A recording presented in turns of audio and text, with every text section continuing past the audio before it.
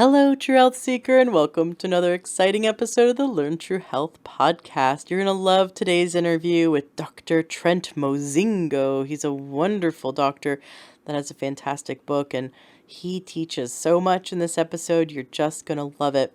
Well, I can't contain myself anymore. I was going to keep the secret a little longer, but I just can't contain myself anymore, especially after I recorded this interview today with Dr. Trent. And we discuss some key, absolute fundamental things to creating health and to reversing disease. One of the major thing, obviously, is the food you put in your body and what you cook. And the fact that you do cook your own food, that you do prepare your own food, is so important. So if you've been listening to recent episodes, I've hinted at the fact that there's something really exciting I've been working on. There's been a project I've been working on for a while now, and I'm about to launch it. I am so excited to bring it to you. It's so needed. So many listeners have reached out and asked for this. I'm going to create a membership site that is incredibly affordable. I'm going to teach you whole food, plant-based cooking so that you can learn how to get more vegetables into you and into your kids and into your husband and into everyone in your family. I'm partnering with a friend of mine who's a fantastic cook who is also whole food plant-based and who has 3 kids that are eating her food. And man, if you can get kids to eat this way and you can make it delicious and fun, then the whole family wants to eat it. So together, the two of us are teaching in this membership site how to cook a whole food plant-based diet. Now, that doesn't mean you can't eat meat. That just means you're going to learn how to eat more vegetables, more legumes, more beans, and all the wonderful variety of vegetables that are healing. We're going to have a whole section on healing foods and healing recipes. And we're going to have a whole section for holiday meals and a whole section for, if you just feel like cheating but you still want to eat healthy, super delicious desserts and snacks that are still incredibly nutritious and healthy. And then there's the kind of the bar food when you just want to make some fun stuff and you going over to a friend's house or they're coming over your house and you kind of just want to pass as just how everyone else eats, but you want to sneakily still eat healthy but have it be yummy. We've got some of those recipes too. So we're teaching how to cook. So people who don't know how to cook, people have been requesting, people have been telling me, listeners have been telling me, I would love to do this, but I have no idea how to cook. And I'm just afraid I burn water. I'm just afraid of getting in the kitchen. So we're going to hold people's hands. And then we're also going to, for those who are great in the kitchen, but just need a little help with recipes and ideas and menu plans to transition into a healthier, holistic way of eating that actually helps heal the body, then this is going to be for you too. So it's for both kinds of people, the people with no experience in the kitchen and also the people who have lots of experience but need to adjust their lifestyle into a healing diet that's also delicious and also is realistic, because I'm a mom and I work, obviously, so I'm busy. And so is my partner, Naomi, who is the mom of 3. And so she manages a busy lifestyle and manages to cook all the meals at home and a whole foods plant-based diet that's holistic and healing for the whole family. And being able to cook for different palates and different food sensitivities is really important. So we teach that. It's gluten-free. It is an anti-inflammatory diet, an anti-disease diet, but it's done in a way that is very simple. So all recipes are quick, all recipes are delicious, and also we teach how to do it in a way that saves money, saves time, makes it delicious, and we have menu plans, we have grocery lists. We walk you through everything that's really important: cookware, what the essentials, the things that you need in your kitchen, how to use them, and also food prep, how to, cook once for every 3 days. so you're just cooking, you're getting into the kitchen once and you're actually making enough food for several different meals that pair well together and that taste delicious. So that is what I've been working on, and I'm so, so excited. We're going to be launching it soon. And where there's going to be a discount for the listeners, obviously, for you guys. Right when we launch it, I want to make sure that I gift you guys. But we're making sure that everyone can afford it because I want everyone to have access to this information in a way that supports all of you. And I'm really, really excited to bring that to you. This is something that when you shift your diet to healing foods, and you feel good after every meal, but not only that, you feel good the next day when you jump out of bed and you go, wow, I have more energy today. Like, I don't feel aches and pains. I feel great. And then a month later, you're just like, you can't believe, like, maybe your headaches have gone away, or maybe or your endurance goes up. Maybe you're just happier. Like, things shift. When you feed your body and you nourish your cells, everything starts to get better. And that's what I really want to share with you, is this way to do it in a fun way that is manageable as a busy parent, that is manageable. And we teach how to feed everyone from a toddler all the way up to the grandparents, so everyone in between. And of course, we'll take requests for recipes if you guys have a specific style that you want. All the listeners the members can reach out and definitely request certain foods as well, because we're always expanding the types, the styles of recipes that we're creating. So that's going to be available soon. And if you want to be the first to know, so you get in at you become like one of the founding members of our wonderful new membership we're calling it Learn True Health Home Kitchen. And if you want to be part of Learn True Health Home Kitchen, then join the Facebook group, the Learn True Health Facebook group, and also join my email list. You can just go to learntruehealth.com and the pop-up comes up within a few seconds. Put your email in there. I promise not to spam you. You will get a few emails because that does send out some emails with videos that we made with naturopaths that teach the foundations of health, and that's all free. So join the email list, and then when we officially launch Learn True Health Home Kitchen, you will be the first to know and you can join it.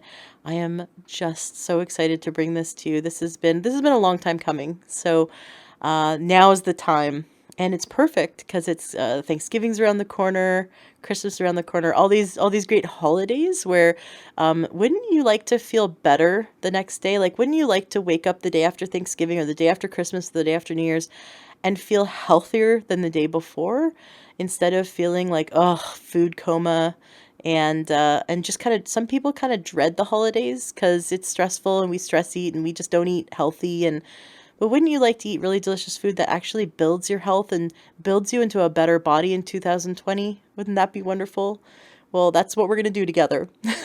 Awesome. Enjoy today's interview. Thank you so much for being a listener. Thank you so much for sharing these episodes with your friends and family and helping everyone we love to build healthier bodies. We have over 37 trillion cells in our body, and everything we eat goes into building healthy cells or sick cells. And I want you to build 37 trillion healthy cells in your body, and we're going to do that with food, lifestyle, and we're going to figure out and learn from all these wonderful interviews, just like today with Dr. Trent Mozingo. We're learning how we can learn true health. Enjoy today's interview. Welcome to the Learn True Health podcast. I'm your host, Ashley James. This is episode 388. I am so excited for today's guest. We have with us Dr. Trent Mozingo, who by far has the most beautiful last name I've ever heard, Mozingo. We will never forget that. Dr. Trent Mozingo has written an amazing book called The Wait Is Over, and he was just telling me a little bit about it, and I said, I practically wanted to yell, stop, we have to hit record. This is so amazing. I can't wait for the listeners to hear about it. Dr. Trent, welcome to the show. Thank you. Thank you for having me on your show. Absolutely. I want to jump right into your story first because I want to know, and I want the listeners to know what happened in your life, growing up that led you to want to become a holistic doctor and help people heal in this way? Well, it's an interesting question because I grew up a farmer in southern Indiana. Uh, had no idea the value of growing up raising our own food, raising our own beef cows, our own Mm. eggs, our garden, canning, freezing for the winter. I grew up eating from the soil to the table at my house. And when you're in that as a child, you don't have a clue that it's really fueling a healthy human body. Um, Certainly never got sick much as a kid, never thought much about it. But as I was growing up, my family and I did everything on the farm. We did all of our own mechanics. We did all of our own growing, raising, butchering. We pretty much did everything to keep us, alive for the winter. Um, but as a kid, for some reason, I decided I want to be an anesthesiologist. I was about 5. I don't know why, but I wanted to put people to sleep. And I don't know where that came from, but my dad would drive around everywhere and he'd make me tell the neighbors what I want to be when I grow up, anesthesiologist. And that carried on until I was about 16. And I was in a major car accident and I needed surgery. Mm. I broke my jaw Ooh. in the front and the side, smashed a bunch of teeth. It was a pretty bad accident. And I went into surgery and I met the anesthesiologist. Nice guy. I told him, that's what I want to be when I get older. And he's kind of run down a little bit what he does. And I was a 16-year-old kid. I didn't know much about it. But as I was starting to go under, he's sitting there beside this computer with that beeping noise in a hospital, that beep, beep, beep. And he's reading a book. And my surgery was 4 hours. And I thought, man, he has to sit there and keep me alive for 4 hours. And that sounds terrible. I don't want to do that anymore. So I decided right then, anesthesiologist is no for me. But during recovery of my accident, dental work, I had extensive dental work for a year. My back was stiff and sore. But my cousin was a chiropractor in Greensburg, Indiana, not far from me. And I went and seen him. And 16 years old, he's the happiest man I've ever met. He loves his job. He's got a really nice car. I said, John, that's his name. John, how do I become a chiropractor? And he said, I went to Purdue, then I went to Palmer College of Chiropractic, and I did just that. Well, tell me a bit about your results. Take me back to that time that you're in pain and you see your family member who's a chiropractor.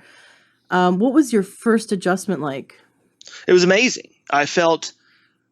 One adjustment, I felt a lot better. I was 16, and as a chiropractor now, I know the youth, they do adapt to an adjustment a little bit better than an older person because there's no muscle tension, less muscle tension, no degeneration, there's no arthritic changes.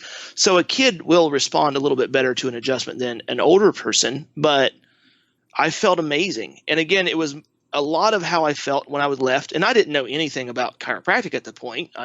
I just knew he loved his job and he was excited to go to work every day. And as a farmer, it's hard work. And my brothers are both in the construction industry. They were working hard. And I was an employee for both of their businesses. One does heating and air, one does excavation and trucking. So I knew the hard work of going out, doing the construction side of life. And I was pretty good at school, so I wanted to go to college. I was the first one in my family to do so. So it was more just, I want to find a career that you love. And my cousin loved it, and I felt great when I left. So I thought that is perfect for me. But as I got into school, my thought process has changed a lot. I learned what chiropractic is, and I learned what holistic healthcare is. I changed my scope of practice of chiropractic while I was still in school. I realized I didn't want to be just a chiropractor. I wanted to do something with this inflammation epidemic going on, which is how I got to where I'm at now. Right. Well, so I think that there's some common misconceptions about what chiropractic is. Can you take a moment to just explain and set the record straight for us? So some people listening have never seen a chiropractor. They're afraid that it's just popping and cracking of joints. And a lot of people do go to chiropractors, but they still don't really maybe fully grasp the what it is doing when you're seeing a chiropractor and having an adjustment. Okay. So I am a science-based human. I left-handed, live in my right brain. I can't get out of the analytical life. So chiropractic there's two styles for the most part. There's traditional chiropractic that uses more of like a energy chiropractic adjustments, release increase nerve flow to increase systemic function. And then there's the science-based chiropractic, which I practice, evidence-based chiropractic, that I'm more of a pain management doc with my chiropractic care. I do some, organic referral pain pattern adjustments, but for the most part, the majority of patients, I should say, go to the chiropractor for pain, neck pain, back pain, headaches. That's the most common reason people go, and that's the most common reason I see patients. So what I do is it's a very systematic physical exam to figure out what is their pain generator. Is it a spinal segment's not moving correctly? Aberrant motion? Is it a muscle strain? Is it a ligament or connective tissue injury? Is it a disc injury? So through a series of ortho exams, I can diagnose a patient with, you have a spinal fixation with, lumbar paraspinal muscle facilitation. That sounds technical, but really it just means the back's stiff and their segments aren't moving as they should. So the adjustment is designed to take a spinal segment. We have quite a few of them. There's 7 in your neck and 12 in your mid back and 5 in your low back. Find out which one's not moving properly amongst the others around it. And then you put what they call a high velocity, low amplitude adjustment, or just the chiropractic adjustment. You put an impulse into that segment and you increase mobility. That is the gold of a chiropractic adjustment, is increasing segmental mobility. But there's something that happens when that mobility is dampened. The sort of minute impingements of the nerves leaving the spine can affect our organs and thus can affect how our entire body functions. Can you talk a little bit about that? That's more the traditional style of chiropractic, and it does make some sense. But what really happens is inflammation happens. So when you have lack of mobility, right? So the segments moving amongst each other is good news. So when you move your joints, it lubricates them. It decreases swelling in them. So when the joints get stuck together, they become minutely inflamed, and that builds pressure in the synovial joint.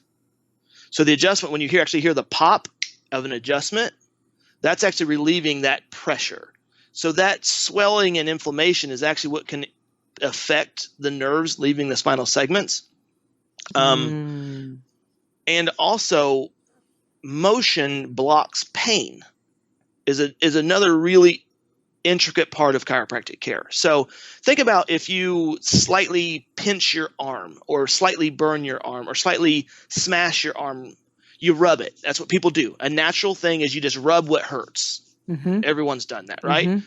So what you're doing is you're actually increasing what they call mechanoreceptors. The vibration moves faster to the brain than nociceptors or pain receptors. So what you're doing is actually in the brain blocking pain. So the motion that put into an adjustment blocks that pain reception, if that makes some sense. Mm-hmm. So that is part of the power of the adjustment is, 1, it blocks pain.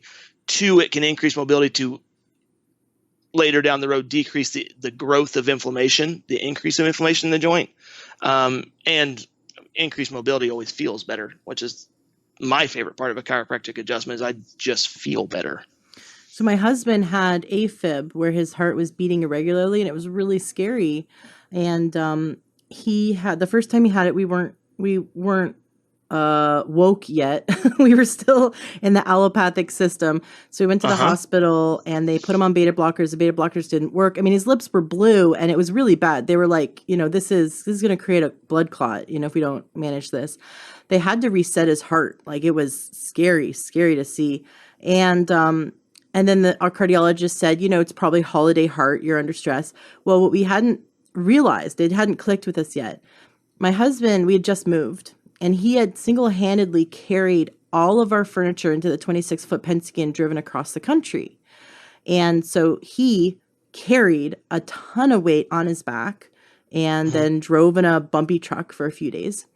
And then when we got to where we were living in Seattle, he unloaded the entire truck on his back, and a few days later woke up with AFib. It went away after we had the visit to the hospital. A few years later, maybe even just a year later, we had it was a 6-year-old girl sitting on my husband's shoulders, bouncing as we were going for a hike with the girl's mother. And the next few hours later, actually, he woke up. It was in the middle of the night with acute AFib. At this point, we were seeing a naturopath. And so the naturopath was like, well, this is an old school naturopath. He said, well, AFib is a lot of times if it's acute like this, it's actually nothing's wrong with the heart at all. And it's an impingement in your thoracic spine, that there's a nerve that innervates the heart that comes out of the thoracic spine, and you need to go see a chiropractor. You need to do some hot and cold compress, showers and compresses on the back to flush the system, flush the inflammation, and go see the chiropractor. And sure enough, the AFib went away.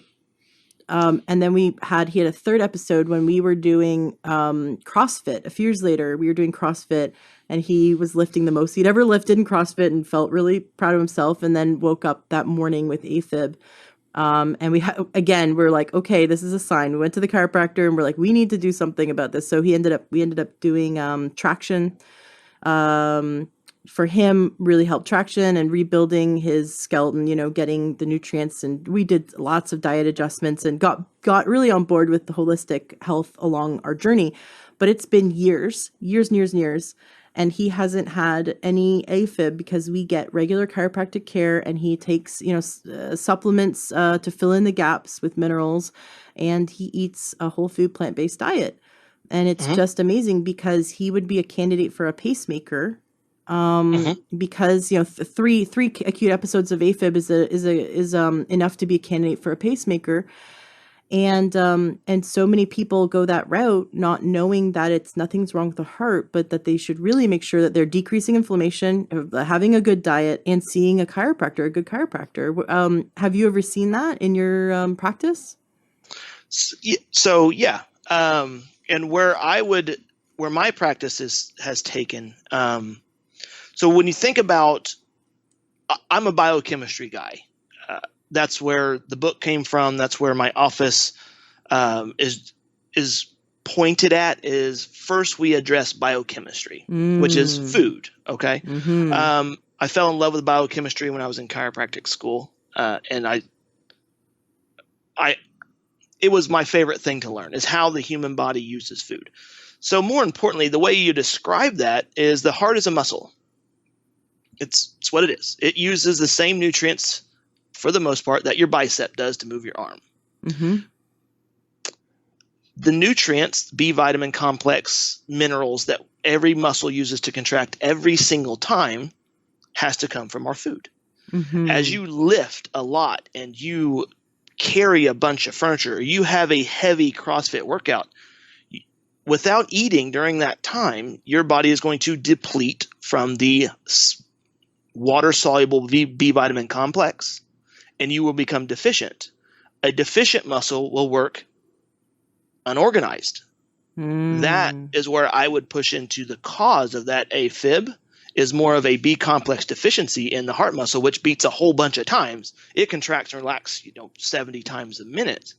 So an overall deficiency is, I would say, it's an easier way to reproduce that symptom. So I say that because evidence-based medicine requires that. Not every person with an AFib gets a mid-back adjustment will see a positive change. Right. So that's where I lean into, okay, I need to know what is more concrete, that if I do this to every patient, I will get the same result. So that's where I study nutrition, because every human muscle needs this same nutrition. And if you're deficient in it, you will have the same symptoms. I love it. Well, we have to address it as a whole. We can't just say, like, my husband didn't only get a thoracic adjustment. He did. It was a lot changed, but he did. Sure. He got a table, the table that you lie on at home that does traction on the back. Sure. He was changing his diet, which was decreasing inflammation. He was going, more and more into a healthier diet, and then getting the adjustment.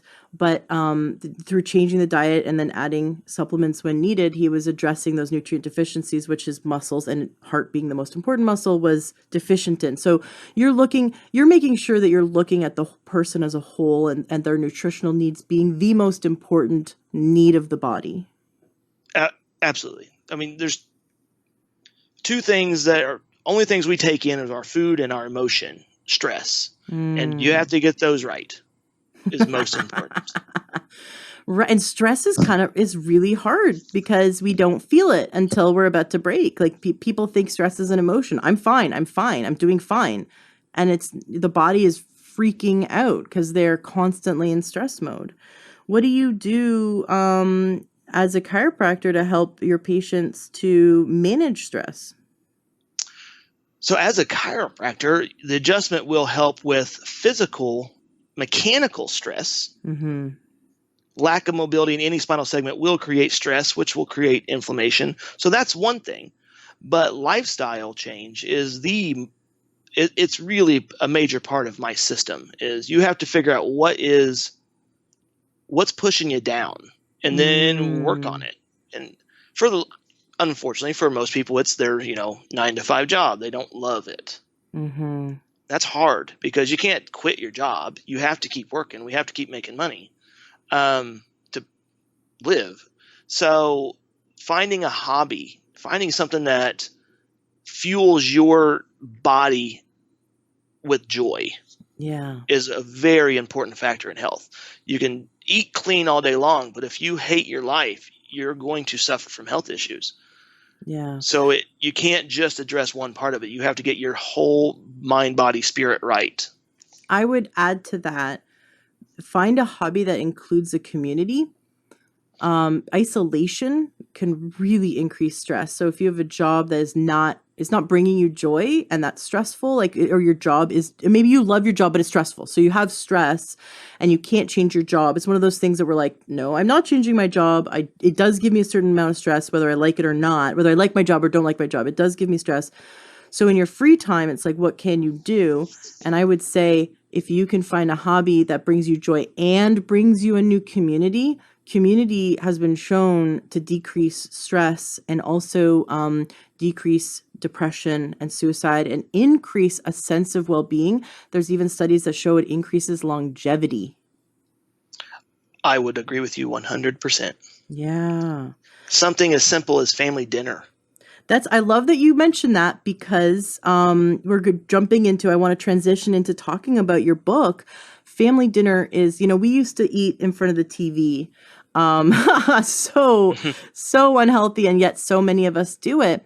And so we went on, I think it was Craigslist at the time, but now, it'd be like Facebook Marketplace or OfferUp.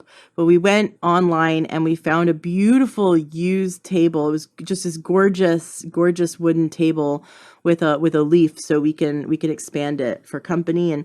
And we bought these IKEA chairs used also, which was so great because we spent like so little money and got this beautiful dining room set. And we chose to have family dinner there. And it really made a difference. The desire to cook a whole foods from scratch, the desire to feed my family. My friend Naomi says, and I love it, she goes, and she's a great cook. She goes, I don't like cooking, but I love, and what brings me joy is I love knowing what's going into my children. And so for her, the joy not necessarily comes from cooking itself. You don't have to love cooking, but you love sitting down at the table and nourishing and nurturing your family and having that beautiful family time and knowing that you're feeding their 37 trillion cells goodness, right? And for Absolutely. me, I love cooking. It's so much fun. I'm fine if I burn something in the kitchen because it's just I'm big on just science experiments. So it just I'm like Edison. I just learned a new way of not how to do it. But I get explore in the kitchen, and I love coming up with these great recipes. I love coming up with these delicious meals that are also really healthy that my 4-year-old will eat and my husband will eat, and that fills me with joy. And sitting down at the table and spending that 20 minutes at the table or the half an hour at the table with the family is priceless. There's no amount of sitting at a TV that and eating dinner that would ever fulfill. And what I noticed, and there's been studies done, that we actually consume less calories and more densely nutritious food when we cook it and sit at a table and eat it versus sitting at a computer or at the TV when we're distracted and we're just eating and kind of just we're eating as a habit without even really tasting it or being present to it. And so when we're present to our family and present to our food sitting at a table, we're nourishing our body, we're decreasing our stress, but we're also consuming less calories, and we're listening to the thermostat of our body tell us that we're actually full when we're full. Sure. Which, I mean, you're describing is you're growing, you're gaining, you're getting back that positive relationship with food, Mm-hmm. because our culture has misconstrued the idea that food is about quantity at a cheap price. Yeah. And, the birth of the buffet, if you will. And the dollar menu. Yeah, we have an idea that food is just there to fill our tank and we keep moving forward. We have lost that bond and intimacy between this food that you're sticking in your mouth is literally what builds your human body. You are nothing more than an accumulation of everything you've eaten to this day. How good did you do? Right. We need to remember that. We really need to remember everything goes into our mouth is building our cells. I mean, do we really want our cells built out of McDonald's or or some kind of a boxed cereal? I just look at I look at all those aisles. I've said this on the show before, but my first awakening to healthy eating. My first awakening. I was really sick. I had polycystic ovarian syndrome, type 2 diabetes, chronic adrenal fatigue.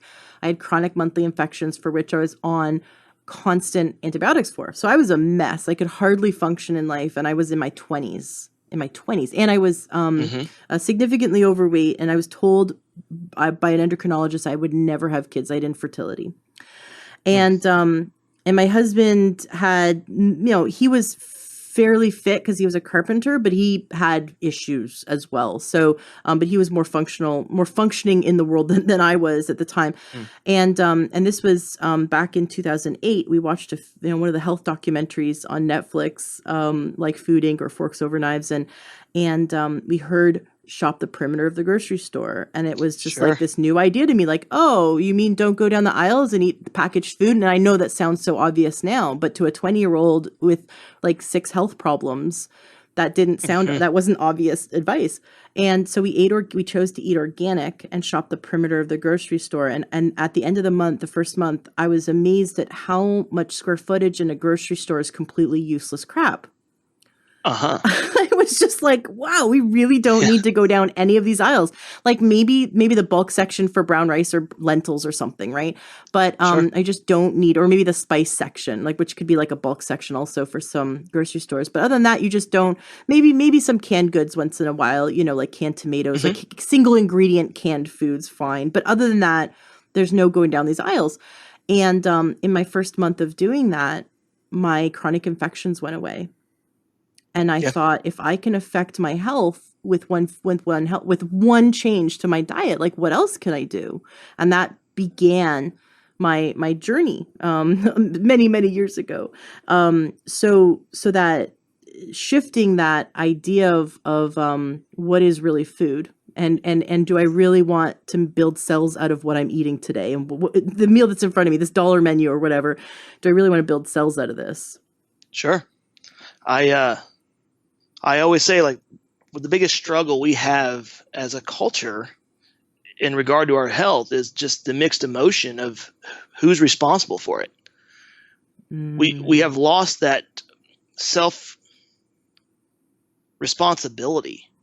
We don't take responsibility for our health anymore. We wait till we're sick, and then we expect some doctor to fix it. And the perception that the only way to fix a problem is with a medication is being sold to everyone. Right. And they're buying. Everyone's buying in. And it's costing, I think our healthcare costs are over 1.3 trillion a year now. Our nation and other nations like Canada and Australia, and they have a little bit of a different medical system, obviously, but their numbers are not great either. But ours, the United States, spends the most. The most out of every nation, spends the most on healthcare, and actually has the worst healthcare from all the industrialized nations. It's just like the outcomes are horrible, and yet we're spending the most. So the system's broken. It doesn't work. Most of my listeners have awoken to this. They understand this concept, and most of them, because they're listening. If you're listening, you're taking responsibility on some level for your health, because you're willing to educate yourself and you're excited to. And my listeners are like really like passionate and excited to learn from experts like you. So we do have a bit of a different demographic for people who are listening, which is great. There's a lot more resources coming out that are opening so many eyes to this change, this beautiful change in healthcare in general, from this reductionist allopathic thing to taking control, learning what food does. And that's really, to be one of those resources, that's the reason I wrote the book in the first place. I was doing consultations for patients trying to explain this to them, and it would take an hour, 2-hour consultations, and I was going to go broke. But it was my passion. So I had to figure out a way for people to learn people to gather what I've learned, all the pieces of this puzzle I've put together.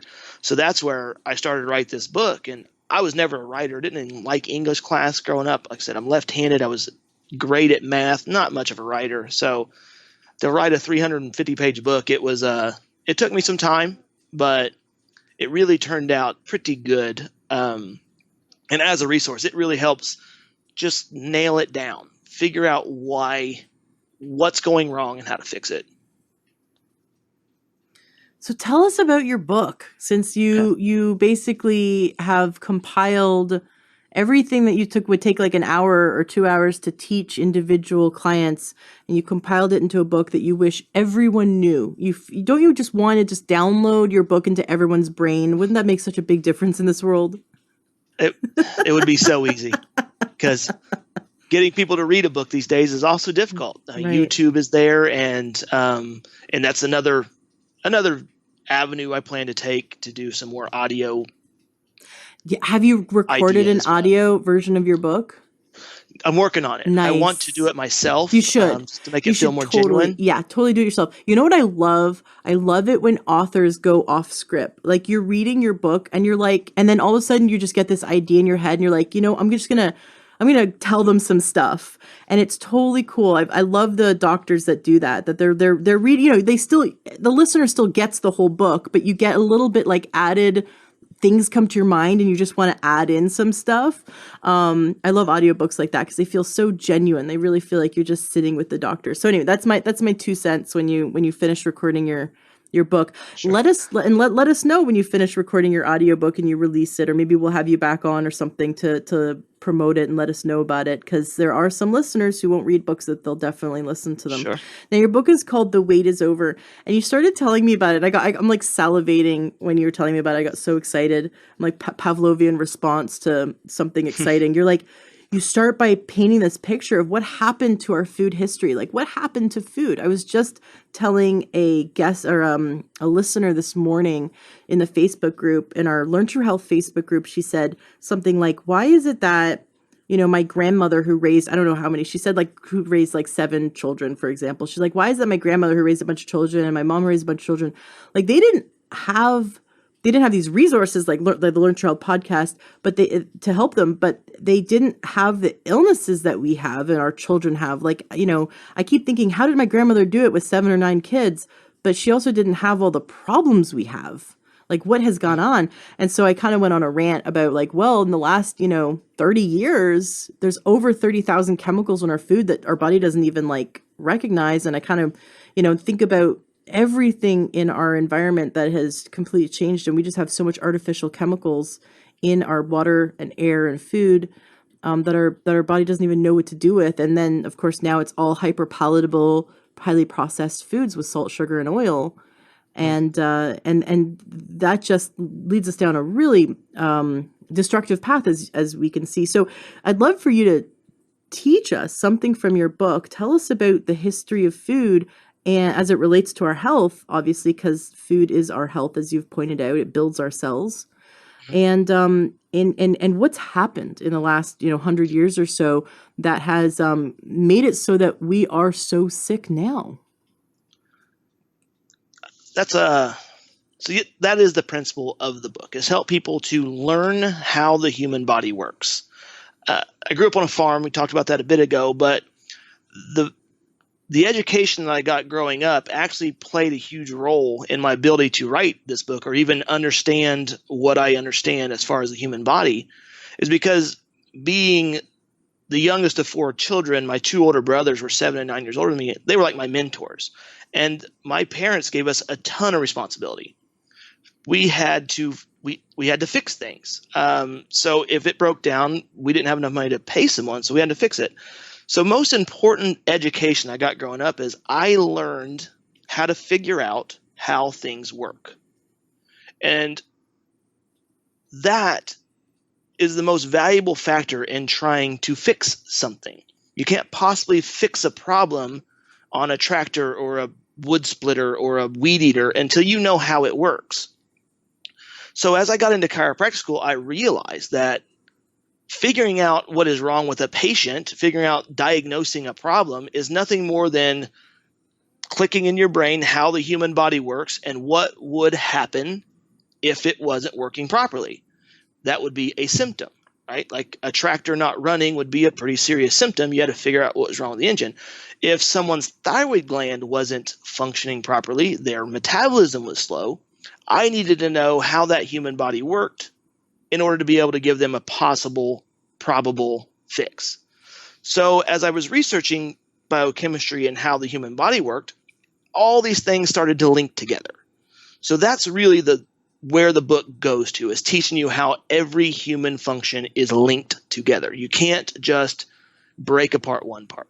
So I started to also learn that nutrition played a major role, and then I could see the writing on the wall that everyone is becoming overweight and diabetic for the most part, and other conditions like fibromyalgia is skyrocketing, and hypothyroid function is skyrocketing, and Synthroid is becoming the most prescribed medication in the country. And so I started to link these things together. And as I started doing research on what happened, that really broke it open for me, how food is the reason. And so I started to figure out what diets worked better, and I started to write about them, intermittent fasting or Mediterranean or keto diet or Atkins diet, all these different diets and why they don't work. So that went into my research as well. So then I started to link back to like the history of mankind. We really, as the human body was developed, we only had 2 stresses back in, we'll say 100 AD. 2 stresses is all we had. We had to find food and we had to stay alive, not get eaten as prey, right? That's it. Finding a mate was another part of it, but it wasn't really a stress. That was the 3 functions of life: is finding food, not getting eaten as prey, and finding a mate and reproducing. Those are our 3 functions. And we also had community, and we lived as a tribe. We're tribal people. We weren't nomads. We lived as a community. So we didn't have the stresses that we do now, like a mother isolated, having no help taking care of a newborn. We had the entire community. The tribe took care of all the children with the parents. And we also leaned on our sisters and our brothers and leaned on our aunts. Leaned on the whole community. So that decreases stress a lot when you grow up as a tribe. Sure. And there was no lights. There was no televisions. There was no freezers. So food was very fresh, which was a great thing. Meat was very fresh because it was killed and eaten within a week. And when night fell, you fell asleep. When it was dark, you went to sleep. And when it was when the light came back, when the sun came out, you woke up. And as I was studying that factor, then you can go into the cortisol and melatonin rhythm if you want to, where cortisol peaks in the morning. That gets you up and gets you ready for the day, and melatonin drops off. And then as the day goes on and you exercise, cortisol drops and melatonin spikes and makes you fall asleep, and it happens daily. But that's with a normal rhythm. That's following daylight and dark. Since then, we have TV shows on till 1 o'clock in the morning, or night clubs open till 2 o'clock in the morning, and it's just a total different world. But more importantly, the food was very fresh, and we didn't have a job. We just had to find food or do the community, whatever your task was. It wasn't like a job where you made money, right? But around the 1800s, the Industrial Revolution happened, and farmers stopped. Through the 1800s, one farmer would raise the tomatoes, one farmer would raise the pigs, one farmer would raise the eggs, and you would share. And that was another community thing, a very positive thing. You had a little general store, you would trade, you would barter. That was life then. But during the Industrial Revolution, everything changed, because instead of that bartering system, instead of waking up every day with only a job to either help the community or feed the community, you had to go to work. Factory life became a thing. Services became a commodity. You had to make money then to buy food. And that really changed our perception of what food is. We went from a life of centered around creating your food to nourish your body and your family and your community, to a life of you go to work to buy food to feed your family. And during that time, people stopped really, like I said, lose that intimacy with food, where if you think about when you go to work, most people, when they go to work and they don't love their job, they can only wait till lunch. But it's not because they get to nourish their human body with food. It's because lunch means leaving work for 30 minutes or an hour. That is a very unhealthy relationship with food. They're not thinking that, okay, in 1 hour I get to go and fill my body with B complex vitamins from a green leafy salad. They think, I want something quick so I can sit in my car and be out of work for 30 minutes. Or they're looking to satisfy joy. That's what I did for many years. I was really leaning on food for emotional support. So, going to In-N-Out, or going to Jack in the Box or KFC, or going out for sushi or Chinese food or pizza, just all those fun foods was about fun and a joy, because that would help me decrease stress, because it's like a drug. You get to have an escape. It's like I just was shooting up heroin through the, going through the drive-through was like shooting up my own little drug. Cause that would be that little break, that little 30-minute break was fun, finding the pleasure in food, and that decreases stress temporarily, but then you're right back at work, and now your body is inflamed from that horrible food. So now it increases more stress, and it's this vicious cycle. Sure. And then really where we went as a country went wrong was 1977. So during the 1900s, the Industrial Revolution, again, food started becoming processed, right? The people that were trying to keep it from being processed were being hushed by the powers that be, that being the people that are making money from food. So the FDA was developed around 1900 or 1912, I think it was. There was a guy named Wiley, Dr. Wiley. He's actually from Indiana, not far from where I'm from. Interesting. But he started to discover how when you start bleaching wheat, you increase health problems. So he was against wheat being processed. It was supposed to be aged. And the powers that be hushed him. And then he got kicked out of the FDA and the new owners took over. But more importantly, in 77, a guy named George McGovern had a committee to try and stop processed foods. His committee was developed in the 60s. There was a CBS airing, I think it was called Hunger in America, where northern Alabama, northern Mississippi into West Virginia, that little area there was starving. They were underfed. There was no industry there, right? As the Industrial Revolution came about, there wasn't any food there because the locals stopped growing food and there wasn't a lot of money to buy food, so people were actually starving. Well, the government stepped in and they started a committee with Senator McGovern, and he actually he created the WIC program, the food stamp program, to help those families, the areas. And it worked. They're no longer hungry, right? That's what food stamps was, a beautiful thing. It helped the people that couldn't make money anymore, or couldn't make enough money, to feed the family as it should. Ironically, those areas are now the most overweight area in America. Right, because food stamps weren't, you couldn't even buy potatoes with food stamps. Mm-mm. You couldn't buy healthy, wholesome foods. You couldn't buy, fresh vegetables, and it was just, it's like packaged. They wanted you to buy the Kellogg's and the Kraft and sure. Yeah. Our government subsidized food,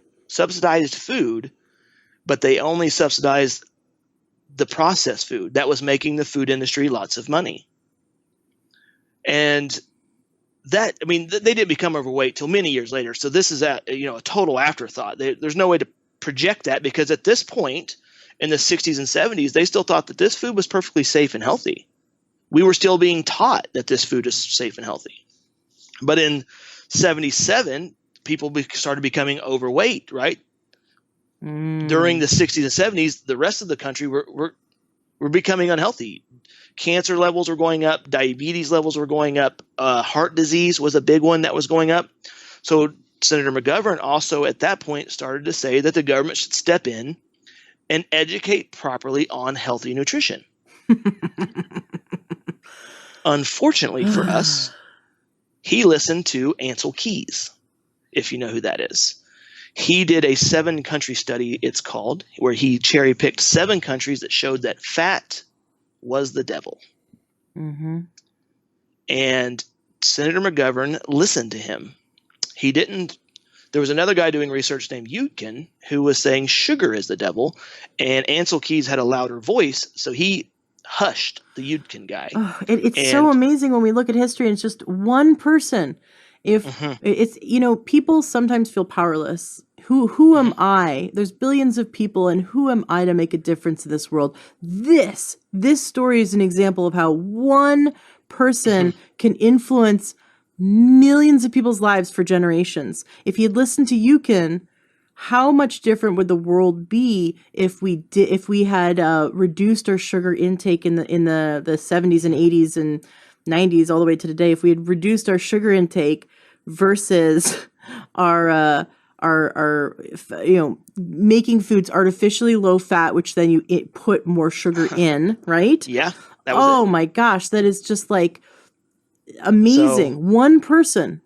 And mainstream government talk was about how cholesterol was raised because of animal fat instead of sugar.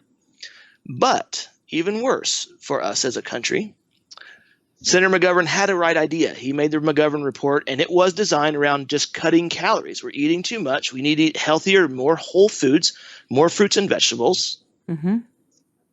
And they shut him down. The powers that be, the medical and the food industry, shut it down, because that in 1977 it got shut down. Then his committee got shut down, and in the 80s, 1981 or 2, that's when we got the food pyramid. Mm-hmm. That is where the special interest of the food and pharmaceutical industry took precedence over American health in 1977. It's brilliant. And since then, And if you look at any chart, you can look at any of them: diabetes prevalence, ADHD prevalence, inflammation in general prevalence, heart disease prevalence, all of them. If you look at them on the chart, they are steady until about 50, and they climb a little bit, and 60 they climb a little bit, and 70 they climb, and 80 it skyrockets. Well, and those little climbs are the transitioning from the single income family where the mother stays home and cooks meals from Whole Foods, and that in America and in other, other industrialized nations where we could afford to have most of the time, obviously there's, exceptions to the norm, but most of the time the husband went to work, the mother stayed home and cooked, or if the mother had a job as well, there was an agreement that the family ate at home, that eating at restaurants was a rare treat, and that there was no such thing as like delivery pizza. I mean, really, think about the 50s. Sure. We're getting together and sitting down as a family, and we're eating our meals, and that these meals, we know what all the ingredients are. Absolutely. And since then, it's just gotten worse. Right. The invention of the microwave dinner, the frozen dinner, right? Well, that was, I think, was that in the 60s that came into play? So. Where the family would then just get these little frozen dinners and put them in the oven. TV dinners. Yeah. And they showed the commercials of eating in front of the TV on your TV tray. You know, that became normal. And it made sense for people. It was easy, quick, fast. You can get back to work and make more money, where you buy an expensive car and house, but don't buy expensive food. That is our culture, and it is creating this epidemic. It just slowly, when it started, I mean, we could have, if we caught it like in the 60s or 70s, if we had caught it, we, and instead of going fat is bad for the last 40 years, if we had gone highly processed sugar and highly processed food is bad, and stick with how we ate in the 40s and before that, we would definitely have significantly less disease. Do you think, I mean, this is conspiracy theory, but do you think that the pharmaceutical companies influenced really helped try to influence the Food and Drug Administration and try to influence the government to create the food triangle, the food pyramid, in order to create disease? Do you think that it was really conscious, like, look, if we do this, we're going to create more disease and sell more drugs, so we really need to push this agenda? I would say they had an agenda to make money. That's the best way I can explain that. I can't say that they wanted to make people sick, but they wanted to sell medicine. I think they genuinely thought their medicine helped, right? They couldn't, again, the pharmaceutical industry never sees the whole big picture. They see a problem. They try to fix it with a synthetic idea. They try to synthesize health. They genuinely think they're doing it right. It's just they're wrong. They are, so they're trying to fix an issue without cutting off the source of the problem, I guess is the best way for me to explain that, because the source of the problem continues to make them money. And the source of the problem continues to make the food industry money. Mm-hmm. So what they're doing is basically in this big cycle of I make money, you make money, I make money, you make money, I make money, you make money. People are staying alive, right? Long enough for them to make money. They're staying alive long enough to make money, but their longevity is going down. That we have started to reduce, right. Yes. We've started to go where our children will not, like they're saying on average, our children will die before we die. Like if we live to our 70s, our children are going to live to be 60, basically. Like it's going downhill. They're seeing a decline in our longevity. So we're really, really going the wrong direction. But we're seeing that 1 in 3 people will have a diagnosis of cancer in their lifetime, that 70% of people have a weight problem. There's, 1 in 3 people have prediabetes or are diabetic. There's a major chronic epidemic of and over 70% of adult Americans are on at least one prescription medication, and that it's being taught that is normal. I rarely Oh. see MDs. I go to a naturopath, but I went to an MD yesterday for a checkup, a female checkup, which I'm happy to go to because I really like her. But I don't buy into any of the, like she said, I'm going to be 40 soon, so I should get a mammogram. And I almost laughed so hard. I'm like, yeah, that's not going to happen. And then they offered me the flu shot. They offered me the flu shot and then took my blood pressure, which was really laughable because I became so irate from them offering me the flu shot, and then they took my blood pressure. So my blood pressure was through the roof, which was really funny because a week ago when I had it at my naturopath's office, it was 110/70. But in the MD's office, it was 137/93. And I'm like, yeah, because you just offered me a flu shot. Really, they do that in that order. Offer them a flu shot, then quickly take their blood pressure while they're still upset, and then get them on blood pressure medication. Oh, yeah. Low dose. You can take it forever, won't hurt you. That's what they'll tell you. Right, exactly, yeah. Mm-hmm. So it's just they were shocked because the nurse was asking me some details before the doctor comes in the office. And what medications are you on? Because I had written 0 on the form, and she didn't believe that I was on 0 medications. Mm-hmm. I think she asked me 3 different ways. I'm like, I'm 39 years old.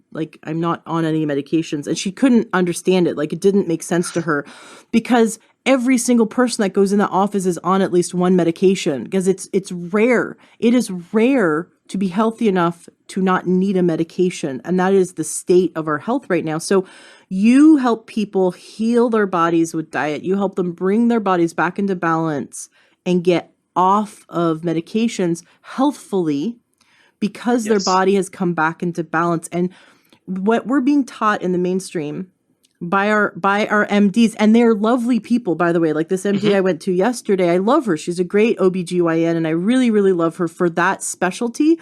But I would never take food advice, for example. You just have to know, you don't go to your mechanic and get carpentry advice, right? You don't go to your carpenter and get electrical advice unless that's their specialty, unless they actually know what they're talking about. You go to the right professional for the right information, and she is wonderful in what she does in her specialty. But our MDs are taught that food plays a very minor role in our health, and we really need to manage our health with drugs. That's because that's their education. So we have to know to go to the right doctor for the right information. And when we go to a chiropractor, we're actually getting more science-based nutritional information from a chiropractor than we ever would from an MD, because you have at least an entire year of nutritional training in school, whereas MDs have something like 8 hours? There's always so nutritional training, that's hard to explain because you can't just train someone on nutrition. You have to train them on what nutrition breaks down into. Okay, so what foods break down into is what's actually important, whether it's minerals or amino acids or proteins or whatever. So in the chiropractic education, this is the most important factor here. MDs are doing everything that they're taught. They're not doing anything wrong. They're doing what they're trained to do. They're trained in a reduction style thought process. Okay? What they're trained to do is come up with a symptom, figure out a test to pinpoint exactly what is wrong, and only address that.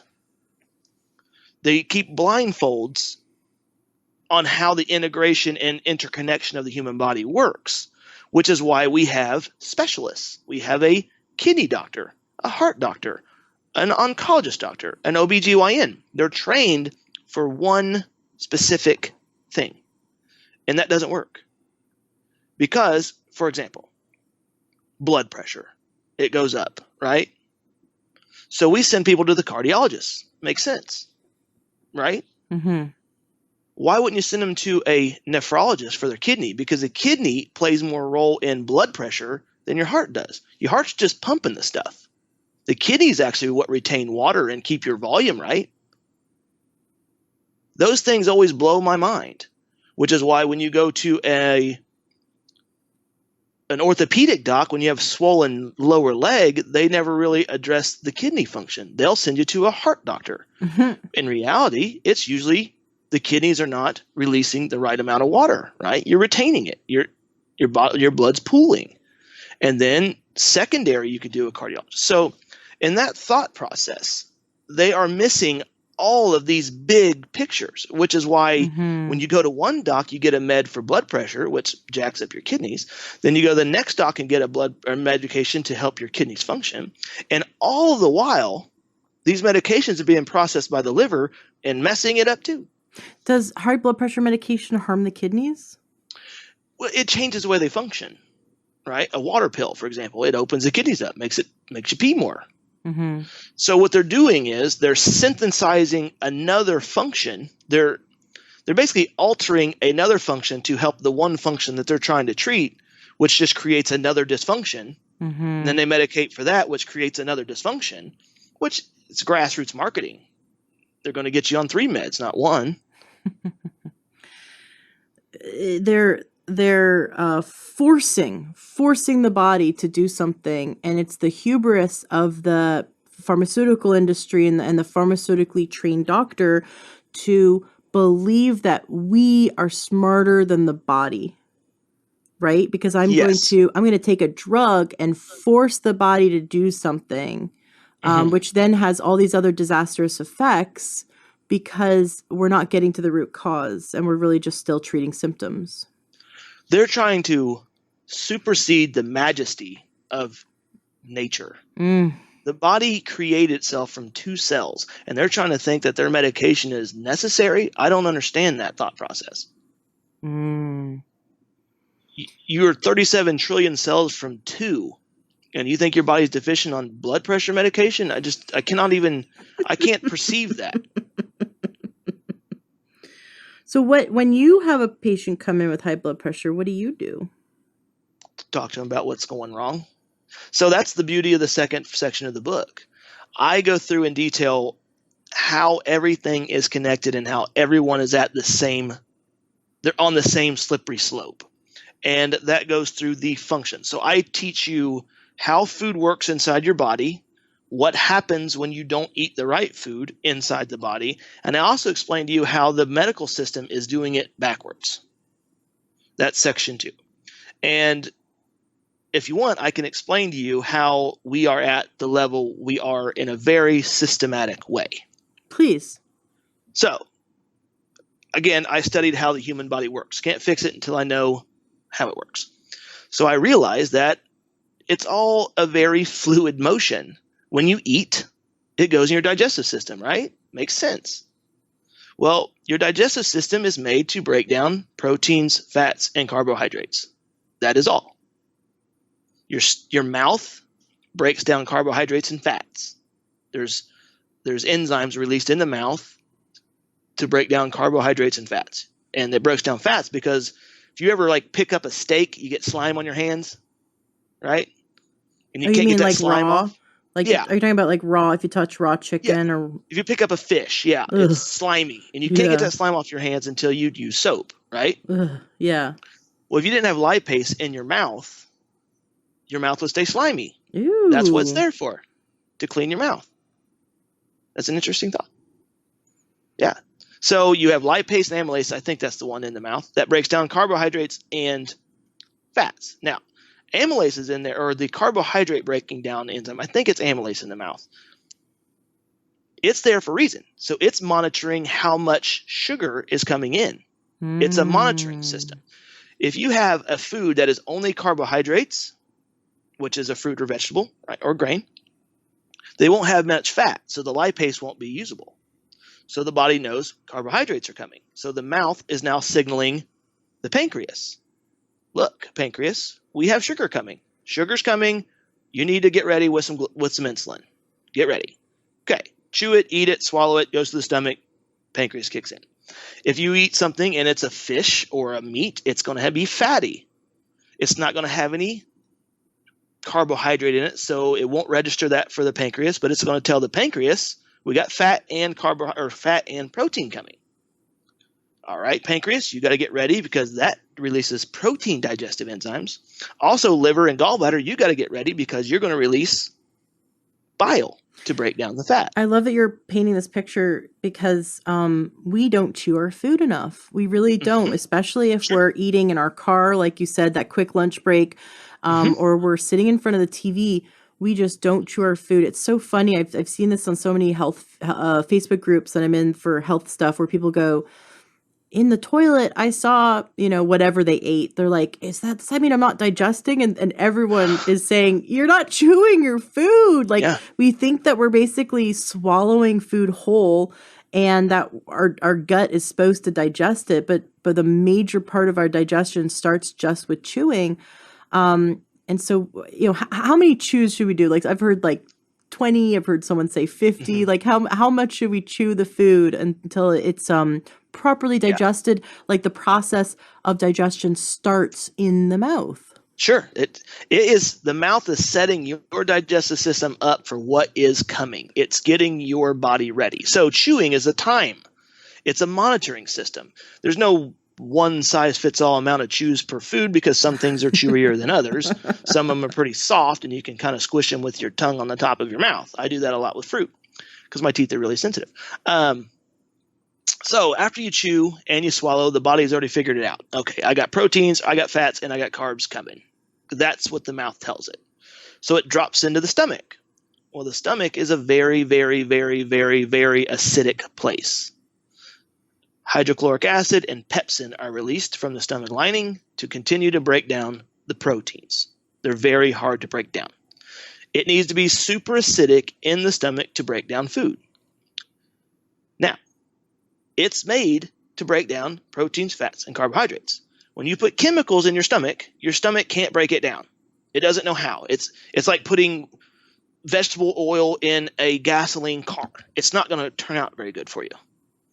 Right? It doesn't know how to burn it. It doesn't know how to metabolize it. It doesn't know how to break it down. So that's when we get acid reflux. The stomach acid is ineffective. So your stomach acid falls. The levels fall. Your stomach becomes basic. Not too acidic. It becomes too basic. Now, there's only two directions for food to go. Down the small intestine or back up.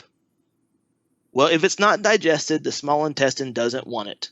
It can't break it down, and this is bad news across the board. So acid reflux, you want to regurgitate it back out. That's what the body's trying to do. Get this junk food that you just stuck in it out. The medical world says, well, let's just shut that function down. Let's use antacids. This is a terrible idea. Because the problem in the first place was not enough acid, not enough digestion in the stomach, and not enough digestion in the mouth.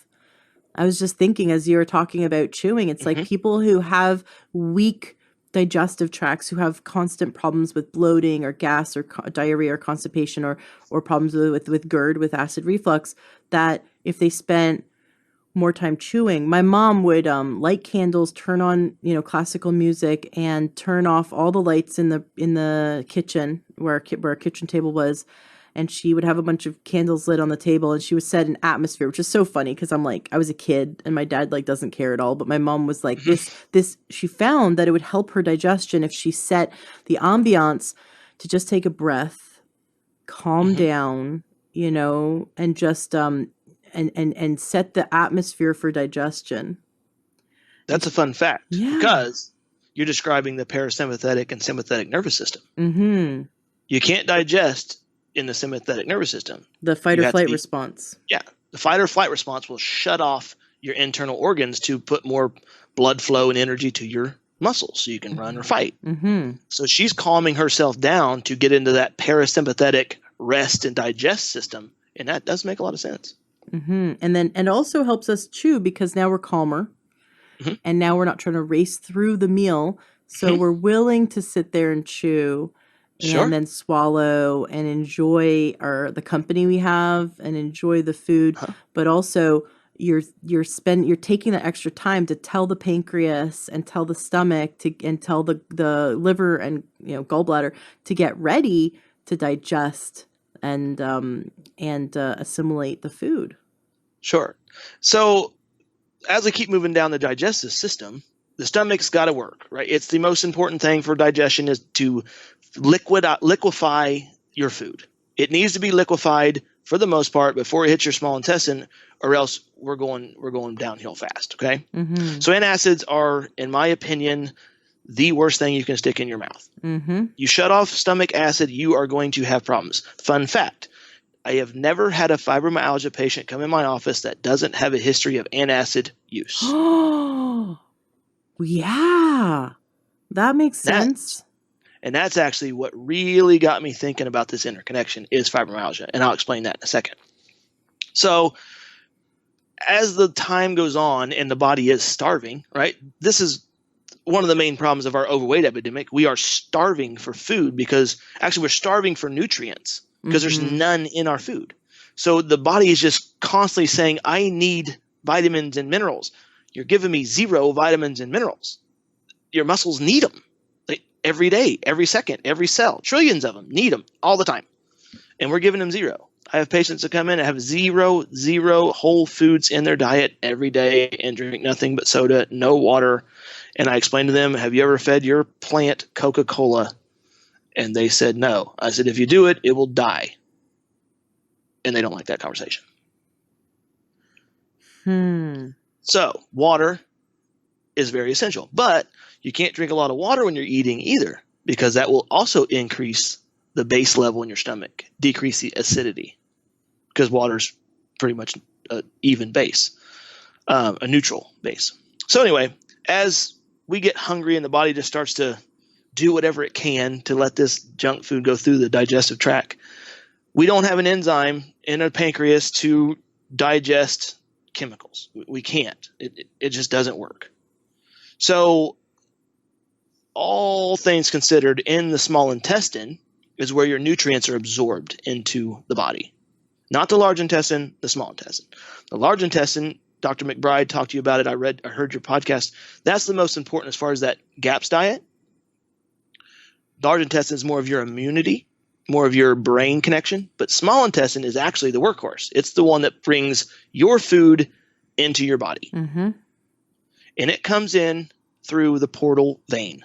Now, the mesenteric veins are around every bit of the intestines, and they filter straight through to the liver. So as we eat this junk food, our digestive system crashes. We have digestive distress, from constipation to diarrhea to gallbladder dysfunction to pancreatic inflammation, pancreatitis, if you will. All these things are major problems in the digestive system. But unfortunately, the bad stuff gets through, and the liver becomes toxic. This is the main problem for most folks, because the liver becomes inflamed and your midsection grows.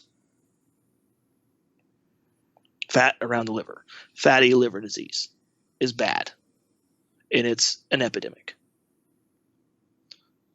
But more importantly, drug-induced liver injury is more prevalent than alcohol now. Well, like statins are so common, cholesterol lowering drugs, but no one takes the time to learn how they function. And when people learn how they function, they're really motivated to not be on them and to get off them and to change their diet and lifestyle to create healthy cholesterol. Because we don't just want to lower cholesterol. That's such a misnomer. And in fact, triglycerides are the marker really that we need to look at, right? But to have healthy levels of cholesterol, we need a really clean, healthy diet and good moving our bodies in a way that brings us joy every day, and that really helps bring cholesterol back into balance, and obviously avoiding processed foods that raise the blood sugar, like flour and sugar itself.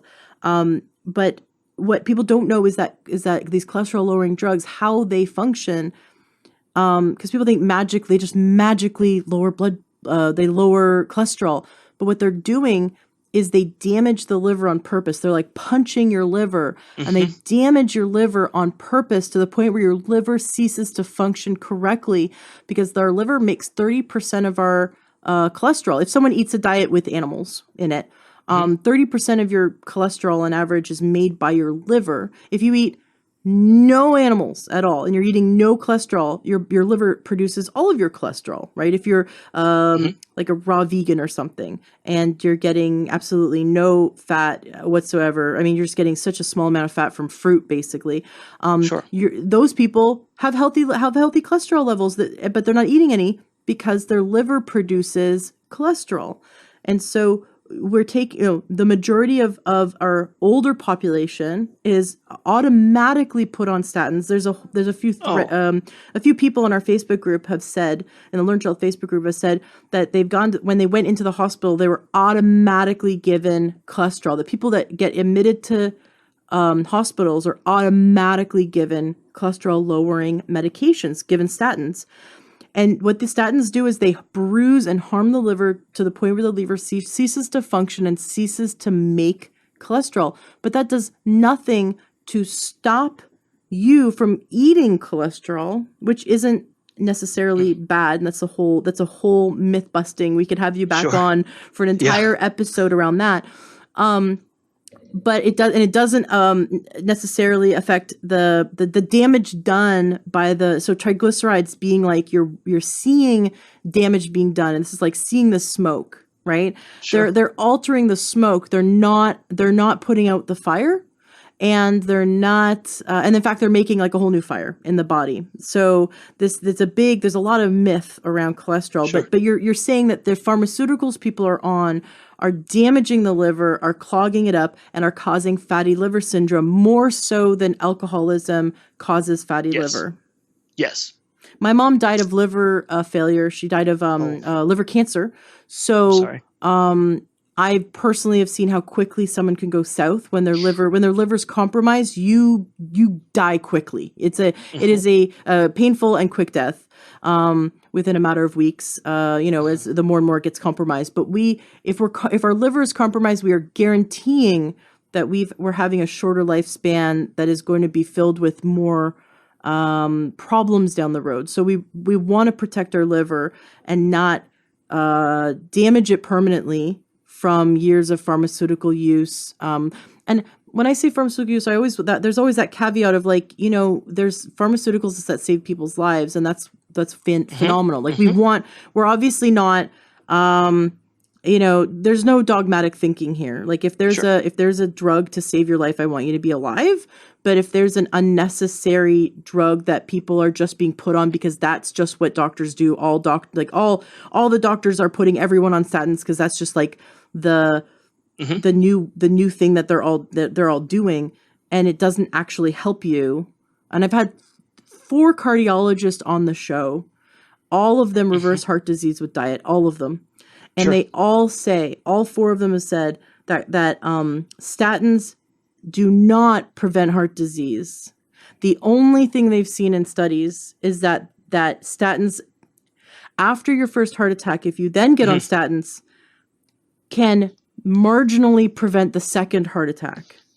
Yeah, I've read that study. You know what I think actually works to marginally prevent the second heart attack? Is having a heart attack. Right, because it wakes them up and go, oh, I lived. Hey, I should really start taking care of myself. That's so funny. And then they're taking that data and going, it was the statins that's helping. Yeah. It's so funny. Yeah. So the liver, again, you're right. It's so vitally important. It's actually the only organ that can regenerate. If you cut half your liver off, it will grow back. It's amazing how the liver works. So as I talk in this book and further down this rabbit hole of digestion's number one, when it goes down, you're going slippery slope. And it's a very slippery slope because the liver becomes toxic because your digestive system starts letting junk through, right? So your liver becomes jacked up on high fructose corn syrup. And it's in everything. So when that happens, all of your metabolism slows down. Everyone's metabolism. Right now in our country, 97.5 is basically normal body temperature.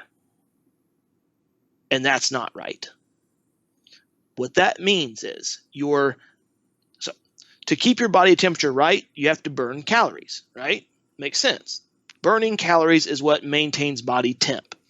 If you go in your house in the wintertime and it's 40 degrees outside and you want to keep it 70 degrees, you're going to use X amount of gas or electric. If you want to keep it 78 degrees, you're going to use a whole bunch more gas or electric, right? Mm-hmm. Costs a lot more. If you stay 97.5 all the time, you're going to burn so many calories. But if you stay 98.6 all the time, you're going to burn a whole bunch more calories at rest, meaning you will stay leaner easier.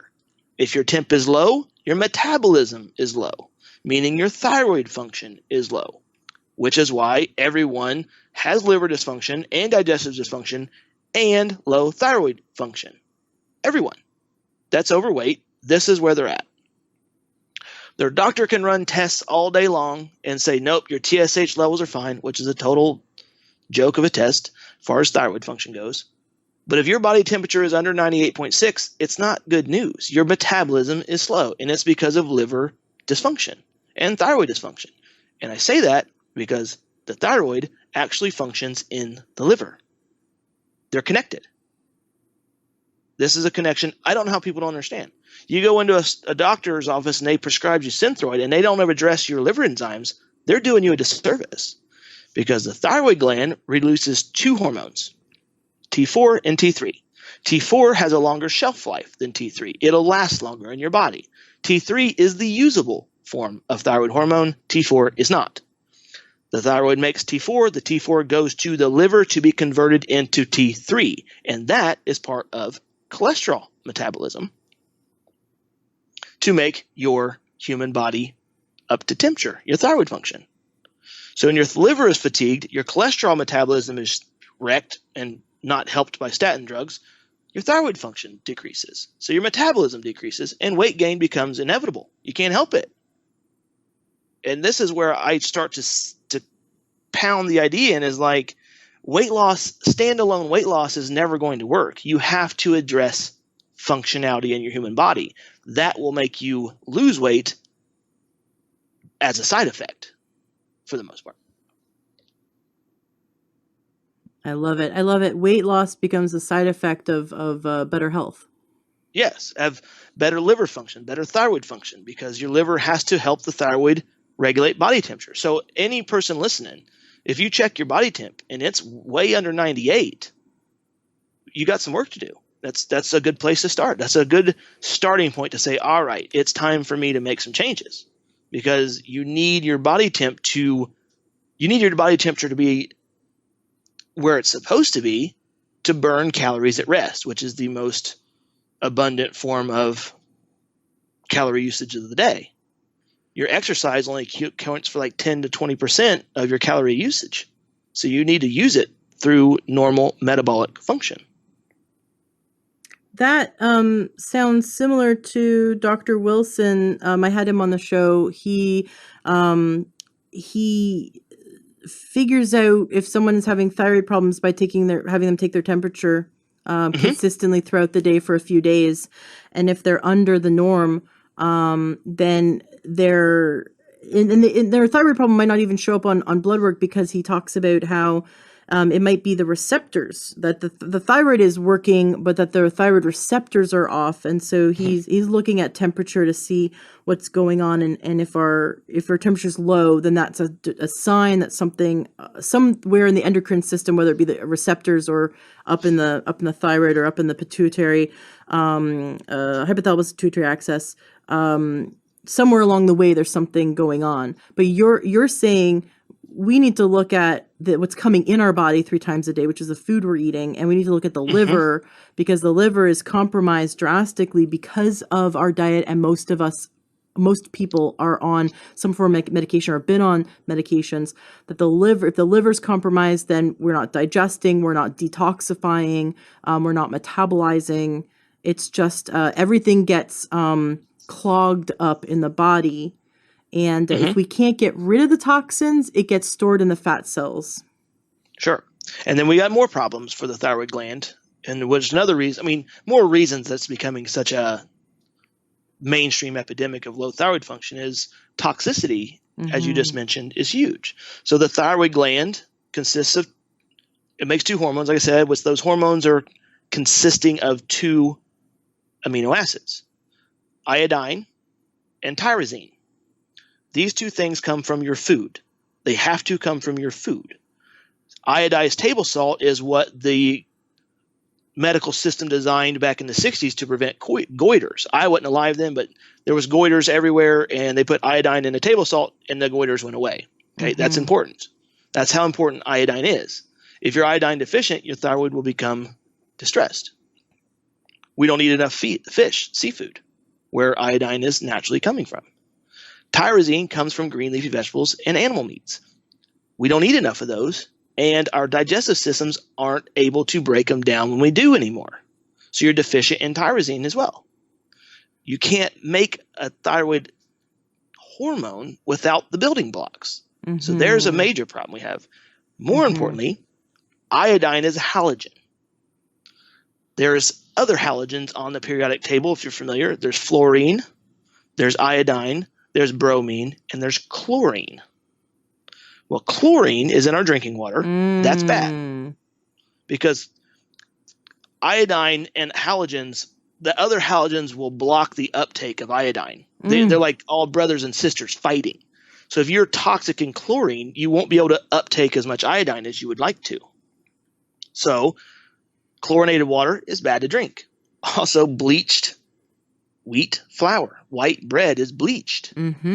That's also toxic for your thyroid gland. Fluorine, which is found in Teflon, which is why it's bad to eat scratched Teflon or things cooked in a scratched Teflon pan. Well, let's just agree that any nonstick Teflon surface is bad for us no matter what, because you can't guarantee that you're not going to scratch it, and they off gas. When you heat them, it off gases, and that's dangerous. There's a great documentary called The Devil We All Know. Ooh. It was on Netflix, and it goes into, I think it's 3M is the company that was creating nonstick stuff, and they were pumping the waste into the rivers, and it's unbelievable how many people are affected. It went all the way. They put so much in the rivers, it backfed upriver into the Ohio and all the way down the Ohio River Valley. And as I watched this, I thought, well, fluorine is terrible for your thyroid gland. Everyone in the Ohio River Valley, I think it's lymphoma is another major problem from fluorine. There's like lawsuits up and down the Ohio River Valley of people dying from liver disease, thyroid disease, thyroid cancer, and lymphoma from this fluorine being pumped in. It's a great documentary. I suggest everyone watch that. But good. And then we also have bromine, which is in flame retardants, which is also on stain resistant stuff. So you're getting you're getting the children's clothing that's stain resistant, and their winter clothing is covered in it.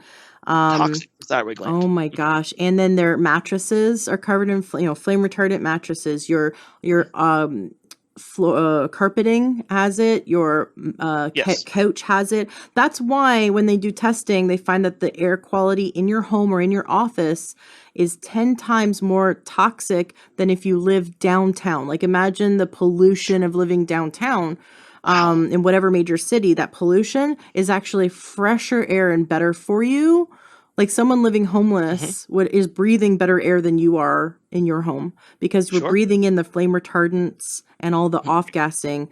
That's why it's in automotive seats. So every road trip, you're pounding that stuff in your body. And worst off, it's vital for infants in neural development. Thyroid function is. So we're putting flame retardant clothes on these, and stain retardant clothes on these kids, and it's destructive to their thyroid gland, which is an important factor in neural development. It's huge. Everything is so related to our health, and we are just waiting to go to the doctor and figure out what med we can take. It's crazy. I love that you're pointing out that these different things not only are in our food, but in our air that bind onto the receptors.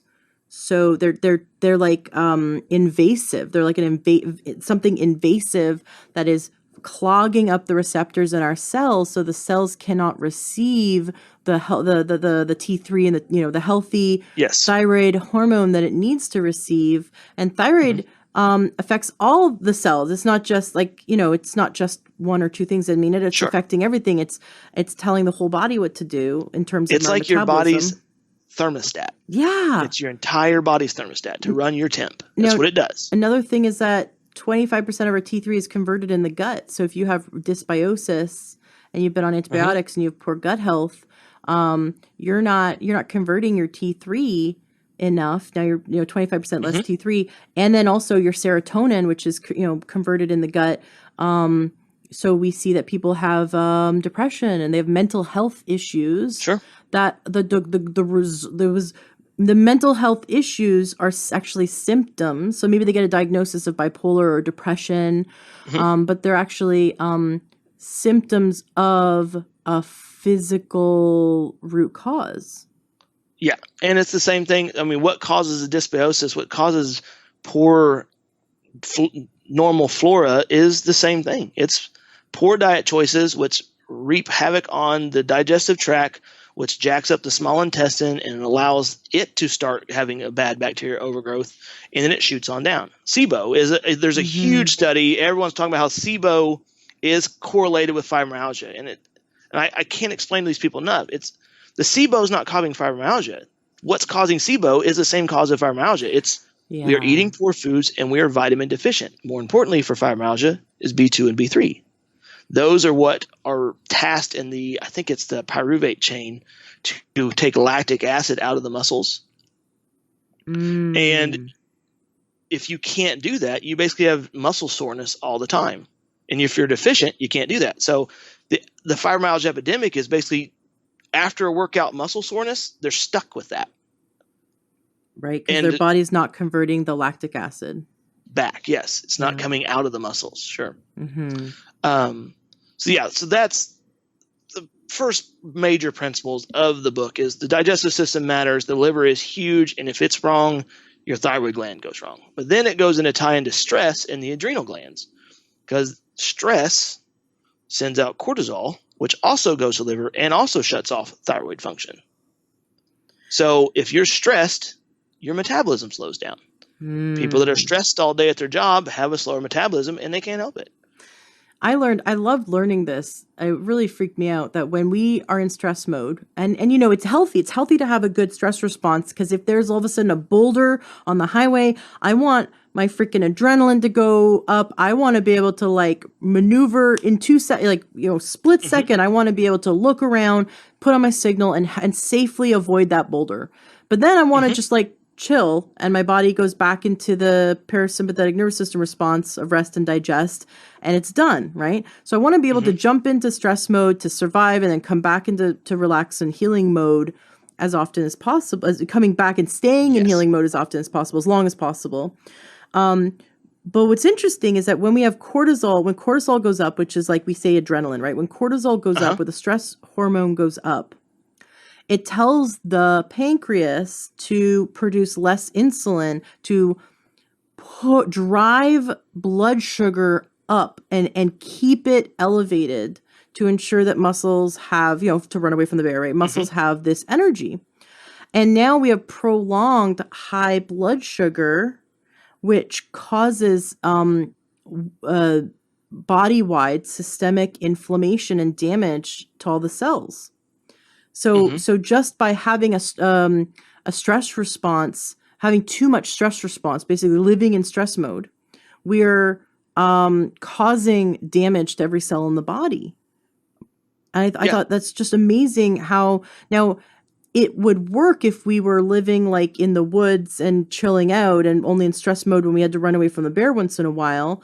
That would work because I want to be able to outrun that bear. So I want my pancreas to do that, to produce less insulin, to artificially keep the blood sugar high, to be able to keep the nutrients so that my arms and legs don't run out of sugar, so I can outrun the bear, right? So we want to outrun the bear and survive to live another day. So it's okay that in those 2 minutes of running and climbing a tree or whatever I got to do to get away from that bear or fight it, that I am able to shut off every other process in my body that isn't essential to surviving the next 2 minutes. But we live in that state constantly. So we're actually damaging our body constantly because we're not in a healing mode. We're in a fight or flight mode. And so our body has our body's really intelligent, but we're the ones that are driving the bus. So we're Yeah, making the decisions that keep us in that fight or flight response. And then of course the foods we eat are then sure. triggering stress response as well. I know it's a little bit doom and gloom what we've been talking about, but I want the listeners to know there's this beautiful sort of light at the end of the tunnel, or beautiful, like Hmm. it's like the light the rays of light are parting the clouds. That the fact that you are in control is Sure. the hope that we want to give you, and let you know that yes, there's toxins in all the materials in our house, that we need to like really Hmm. be aware of the cleaning formulas, even the off gas, even what's underneath our sink right now is off gassing, is creating toxins in our environment. But we have the ability to control it, so we can get a healthy mattress, or we can choose furniture that doesn't have flame retardants, and we can choose natural cleaning products. So we can take active steps, just baby steps, one at a time, to make sure the air in our house is clean, the water that we're drinking, maybe get a Berkey or get a reverse Uh-huh. osmosis, get something that's making sure the water is clean. And then choosing organic food as much as possible, choosing whole foods as much as possible. I know we're going to get into food next because I want to know what your take is on what a healing and healthy diet is. But the fact that you have control, and no matter what your budget is, there are lots of home remedies on YouTube, like learn how to make your own cleaners that are really effective, that are non-toxic. Like you can save money. I can't believe how much money I've actually saved eating a whole foods plant-based diet that's organic. So there's a way to save money and do this as well. Like there's just so many things that you can do. It's just take the baby steps, and every time you make a better choice, you're going in the right direction for your liver, for your thyroid, for your gut, right? You're just baby Yeah. steps every day. Take the right step every day to build back a healthy body. So yeah, there's a lot of dangers out there, and a lot of like things that we Uh-huh. could focus on the negative and the fear mongering, but I want to leave listeners empowered and knowing that they're in control, and ultimately they're going to create a healthier life because of the things they're learning from you today. Yeah. So, a lot of my listeners have dysbiosis and have shared with me that they have symptoms of small intestinal bacterial overgrowth. And it then becomes this question, like, do they get on the FODMAPs diet or the GAPS diet, or some kind of diet to starve the bad bacteria? Or do they really just, get on some herbs and kind of like nuclear bomb the bad and the good bacteria, wipe them out with like olive leaf extract or whatever, and all those different herbs, and then rebuild? And what's your take on how someone can come back from dysbiosis? Um, so my system, what I focus on is less of the large intestine, more of small intestine function. But yeah, so Mm-hmm. there's things that help combat those. I'm not an herbalist. I'm not good with those. For me, you need to go to a specialist, right? Mm-hmm. You need to go to a naturopath or someone that they work with herbs all the time, because they can be pretty anecdotal. They can pack a lot of punch. So doing that correctly is pretty important, in my Mm-hmm. opinion. Um, but starving the bacteria, it's not hard to do. The bad bacteria thrives on sugar. So first, cut that out. All right, Mm-hmm. that's number one. Any liquid calorie, cut that out. You're going to help a bunch in that regard. Mm-hmm. Um, green leafy vegetables are tough to digest for the people that have digestive distress, and it takes time to get back. Through my system, I let everyone know that their health status, their current health status, is not forever. Your Mm. health is constantly on a sliding scale. Every single thing, every single choice, every meal, every day of stress or day of joy, it slides that up and down on a scale of 0 to 100. That's how my brain works. So if you fill out and say you fill out my long quiz that's on my website, and it tells you how healthy you are on a scale of 0 to 100 based on symptoms alone. Say you get 65%. That's not terrible. It's not great, but I want people to know that that's where they're at right now. And every positive choice that you make, whether it's clean eating or going for a run or picking up, again, a new hobby at the community center, anything you do to make you a positive shift in your health, you're going to slide up that scale. You're going to feel less symptoms. You're going to feel better overall, which should be everyone's goal. More energy, feeling better. So that's a great point that you make, is there is light at the end of the tunnel. If you make more good choices than bad, you're going to slide in a positive shift on your health status. And that is what I teach everyone, is they are in control of every choice they make. I can explain to them what happens when they make the wrong ones. And I can also explain to them the beauty of making the right ones, the right choices, the right nutritional changes.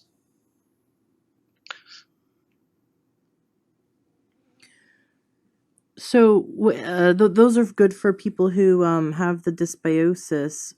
What about people that just really want to eat healthy and want to just make sure that what they're doing is optimal for longevity and for, like you growing up, hardly ever getting sick. Obviously, you never needed a flu shot growing up. You hardly ever got sick. You just went to bed when the sun went down and woke up with the sun, and your family made food and lived on the farm, and it was you knew exactly what was going on your plate and going in to feed your cells.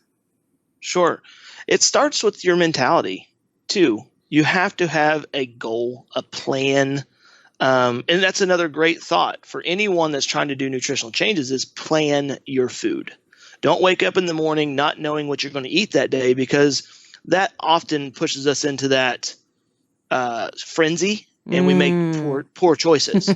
So planning your meal plan for the week is pretty important. And also going to the grocery store and buying your food instead of just saying, I'll just grab something for lunch tomorrow at the restaurant. Like, plan it out. Starts there. So positive thought process is also vital for anyone's health. I stay positive all day, every day. I never let myself get down. And that fear mongering, like you spoke of, that is the medical system's way. They love to doom people into saying, I'm diagnosed with this, or I'm diagnosed with that. Like, you're in control of any dysfunction in your body. You just got to figure out how to fuel it and get the right advice to go in that direction. So can you paint the picture of what it looks like for the average American to transition off of the standard American diet and eat a diet that supports their body? Okay. So all the research that I've done, again, the book's called The Wait Is Over, because there's a lot of people out there trying to lose weight. That's the idea, but they're trying to do it in a healthy way too, I'm hoping. So the healthiest way to eat, and if you want to talk about the hormones involved, I can, but intermittent fasting is the healthiest style of eating. It basically simulates, back I talked about at the beginning of time, that hunter and gatherer style. Food is not always available. Food should not always be available for the human body to thrive. It needs to be hungry a long time. That's where intermittent fasting comes in. There's several different ways to do it. You can do a 16-hour fast or 18-hour fast or 12-hour fast or 24-hour fast. Figuring that out it's on the individual. So when you are fasted, your body will release the human growth hormone. That is your anti-aging hormone. That is why people that eat less calories live longer. There's studies that show that. It increases longevity. So whole food intermittent fasting is how our human body is designed to eat. Not chemicals intermittent fasting, not a Snickers once a day is intermittent fasting. Whole foods after a fast is how we're designed to eat. I also feel that animal meats are supposed to be eaten after exercise. So think about the hunter and gatherer. Berries and, roughage was always relatively available because you could gather a bunch. But a protein source, an animal, you had to go hunt it. You had to find it. You had to gather it. You had to basically run, catch it, shoot it, stab it with a bow, whatever you had to do. So it was vigorous exercise prior to that treat of an animal meat. So I like to only eat my meats after I exercise that day. So you're really only eating like maybe one meal a day with meat, and you're not necessarily eating meat every day. 80% of our nutrition, in my opinion, should be plant-based. 20% animal-based. Right, and it's similar to a few people I've had on the show, like Like the China study, which is like this big meta-analysis, but Dr. Joel Furman says if we can make 10% of our calories be animal products or less, then they see that creates longevity and less disease. It's true to some regards, but there's also the Eskimo community that eats nothing but fish and meat, and they live very healthy, low inflammation lives as well. But they don't have longevity on their side, though. They don't live to be like 90 or 100 years old. So in terms of disease-free and longevity, because those are the, we could eat the Eskimo diet and we'll be really low in disease, but we won't die. We won't live to be 100, basically. Okay, fair. That's a fair point with that study. But I mean, climate would probably play a role in there too. They're also cold all the time. That would be difficult. But so I mean, that also, I mean, the temperatures you're exposed to plays a pretty big role in your health too, and sunlight and vitamin D and things like that. Oh, sure, absolutely. I love my sunlight and sauna. Absolutely, it's cleansing. So yeah, whole food, 80% nutrition, in my opinion, is animal or vegetable based. Unless if you don't exercise, you don't need as much animal fat as well, because your muscles don't need to grow as much. That's really what animals are for, is to support muscle growth. Right. Interesting. I mean, and I'm not here to be controversial at all, because I don't believe in diet dogma. I want a healing diet for people. And so it's, you know what, a whole food, plant-based, no animal diet is going to be really healing for some, and not for others at that period in their life. So it's like you just have to know what your body needs. But a really interesting documentary, you may or may not have seen it. It's new. It's just on Netflix now, called The Game Changers.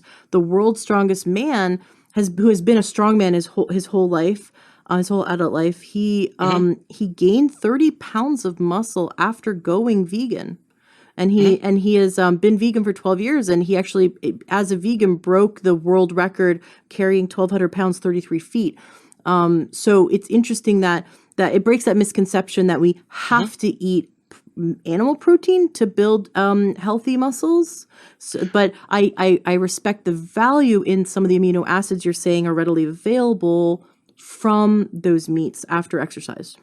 And I discussed in the book, if you can live in a vegan life, you're going to be low inflammation, right? Vegan life, but that also doesn't mean you can be a vegan and eat nothing but crackers. Right, or Oreos. Either, right? Oreos are vegan. Yeah. And vegan doesn't mean healthy. Whole food, plant-based, no salt, sugar, or oil would definitely mean healthy. Right. Yes. But there's a new documentary also called Fat. It contests that a little bit. It's really good. It's very informative on children with, I want to say, there's a study that shows a high a keto diet would help with, can't remember the condition the child had, but it cured them. Again, every person needs to find that balance for themselves. What makes them feel good? If you don't feel good eating something, you probably shouldn't. Yeah. Pretty simple logic there. I also read the book of Dr. Diamanto, The Dieting for Blood Type. Pretty interesting stuff. I'm a type A blood type, which means I should be relatively vegetarian based. And I actually do thrive on a vegetarian based, very minimal animal fats. But I grew up on a beef farm, so that was hard for me to give up. You know, that's all I knew. I bet. So I can only eat steak once a week, usually, is the only time I'll eat a red meat. But chicken, fish, I digest pretty well, and it feels pretty good. And I feel pretty healthy with that. But yeah, it's 80% plant-based for me, but there's some people that are different, and you got to figure that out. Yeah. So it's looking at our genetics. Genetics don't, it doesn't mean that we're helpless because we have genetics, right? Because some people say, oh, it's just the reason why you have rheumatoid arthritis is genetic, or the reason why you have, eczema is genetic. It's the gun, but it doesn't pull the trigger. Absolutely. It's how, your body is going to respond to nutrient deficiency in a predictable way. You can look at if your entire family is vitamin D deficient, or if your entire family is calcium deficient, or EFA deficient, you're going to, your entire family kind of develops this set of diseases because that's like the weak links in your genetics, Hmm. versus another family who develops a different set of illnesses with a deficiency or with different stressors. So, but it doesn't pull the trigger. So that means we have to know our genetics so that we know how to prevent it by eating for health. I had Muriel Hemingway on the show, who's the granddaughter of Ernest Hemingway, and she's had Wow. seven suicides in their family, including, of course, the famous American author Ernest Hemingway. And so growing up, it was her, from a very young age, it was her motivation to constantly look at how could she make her entire lifestyle be about physical health and mental health. So she journaled and went to therapy, and like she took her genetics say that and mostly everyone in her family has depression or suicide or bipolar, like it's or alcoholism or drug addiction. So addiction and mental illness are rampant in her genetics, but that doesn't mean she's going to have it. It means she knows that if she's deficient, or if she goes and eats the standard American diet, that's her genetic predisposition is to have those problems. Whereas someone else's genetic makeup, they might have developed type 2 diabetes. She would develop suicidal thoughts and depression with the same stressors on the body. So we have to understand that genetics don't cause our problems. They are the blueprints. Yes. And it just like some people are just more muscular than others, and some Hmm. people can put on more muscle than others. Just genetically, that whole family is really muscular, and all they have to do is just do light exercise, and they're really muscular. Versus this other family that is maybe better at endurance sports, Sure. and they're more. So it's like we see the gifts in our genetics, but also see that the gift is that you use your genetics as a motivation. Like everyone in my family had heart disease, and so I'm going to use that as my motivation to prevent it through following this lifestyle, right? Through following, Yes. especially reading your book, The Wait Is Over, which I think is brilliant. I think it's beautiful, and I think it's actually really obtainable. Like you said, it was hard for you to really cut back on red meat or give it up entirely. Hmm. A lot of people don't want to give up their meat, like, and I was one of those people. My husband went vegan overnight. I had a guest on the show, and she said a few key things, and he said, I am never eating meat again. And he was the guy who ate nothing but meat. Like, to get him to eat a vegetable was ridiculously hard. And then he just overnight said, you know what? I just heard enough. I'm never eating meat again. And he loves it. He loves not eating meat. He loves legumes and beans and nuts and seeds and vegetables and fruit, and he thrives on it. And he's so happy. He's happier. He's calmer in his own body. He's just a happier person. He just noticed he's happier. Me, I loved meat. I went kicking and screaming, but I noticed that on the days I didn't eat it, I felt better. I jumped out of bed the next morning. And so I adjusted my diet to be whole food, plant-based, and I am thriving. I'm thriving Hmm. now. Not even thinking about it. My body has shed weight, and my liver health is improving because I go to an naturopath every few months and get checked because I'm really on top of it. Hmm. And everything is just getting better and better and better eating this way. But I had to try over 30 diets to figure out what works for me and works for my body at right now. So we have to be willing to make these fun experiments Hmm.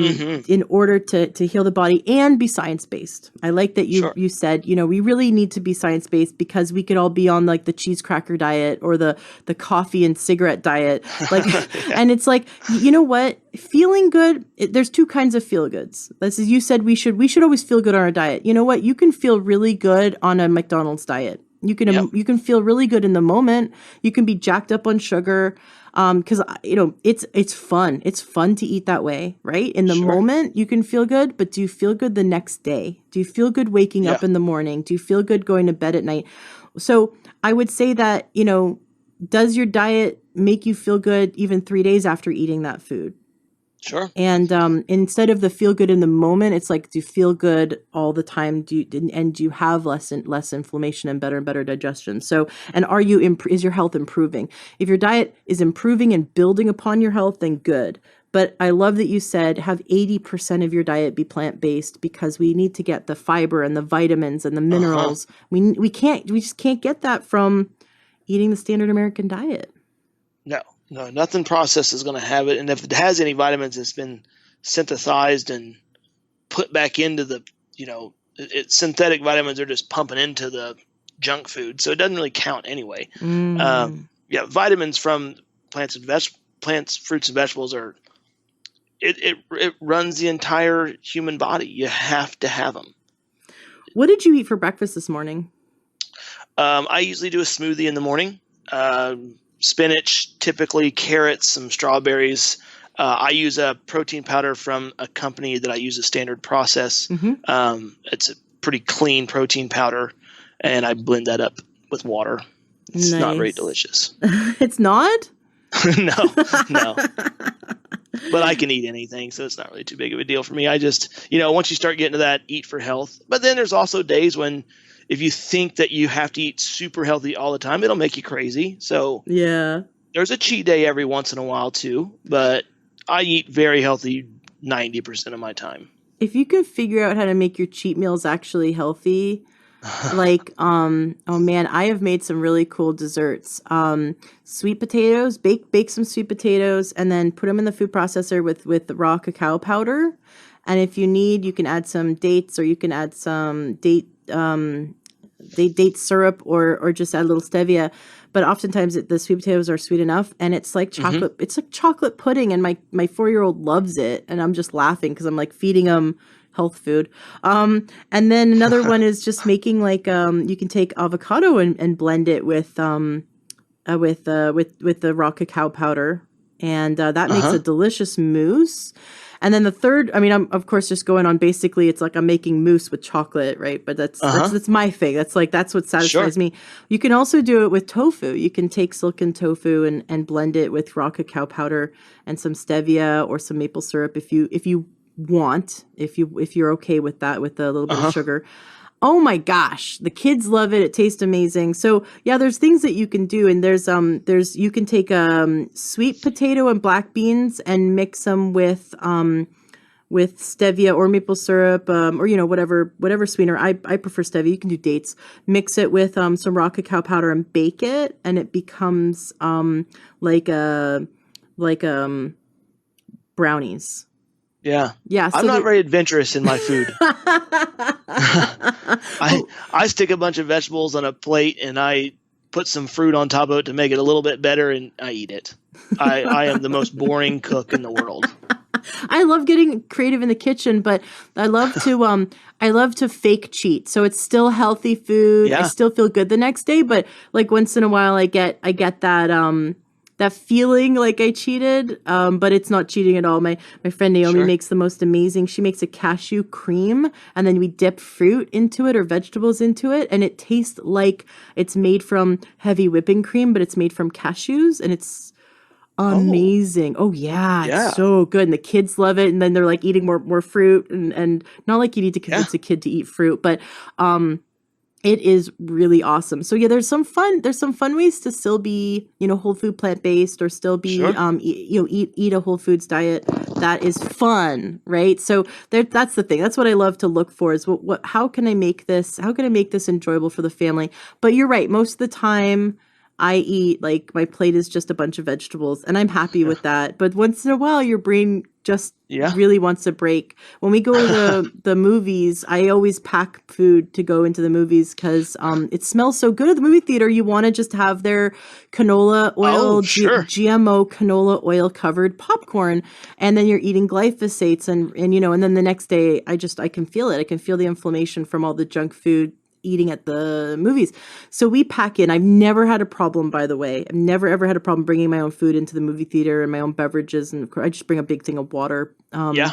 And but we bake some chickpeas. So you've cooked them; they're already cooked, and then you bake them with seasoning, like Mexican seasoning or whatever. And so they're Uh-huh. dry, but you pop them in your mouth like they're popcorn, and it's so much fun. It's so easy. And then I usually do cut up vegetables and some kind of hummus or just a bunch of cut up vegetables. You can cut up like zucchini.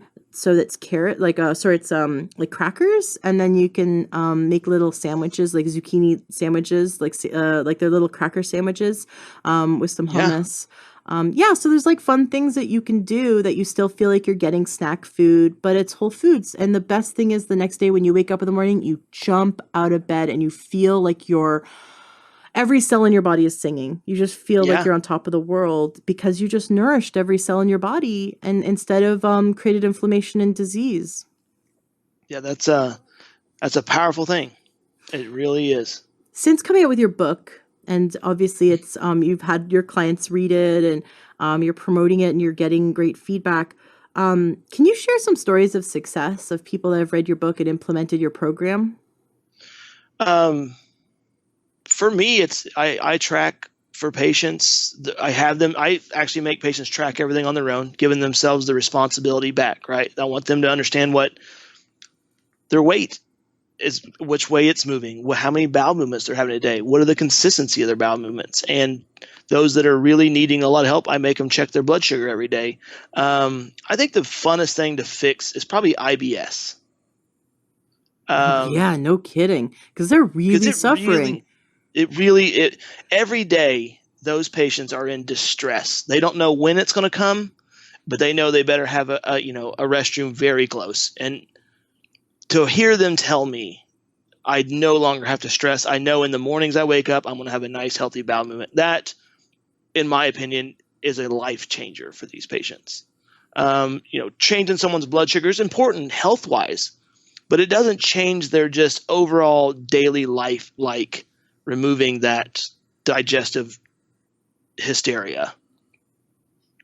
And it goes away pretty quick if you eat, like you said, if you organize your food and you get your body rejuvenated and your digestive system healed, it works pretty quick. And helping people lose weight is always fun, but that real stress relief is what I like. I love it. I love it. Mhm. Do you have any homework you'd like to give the listeners today? Homework. Oh, that's good.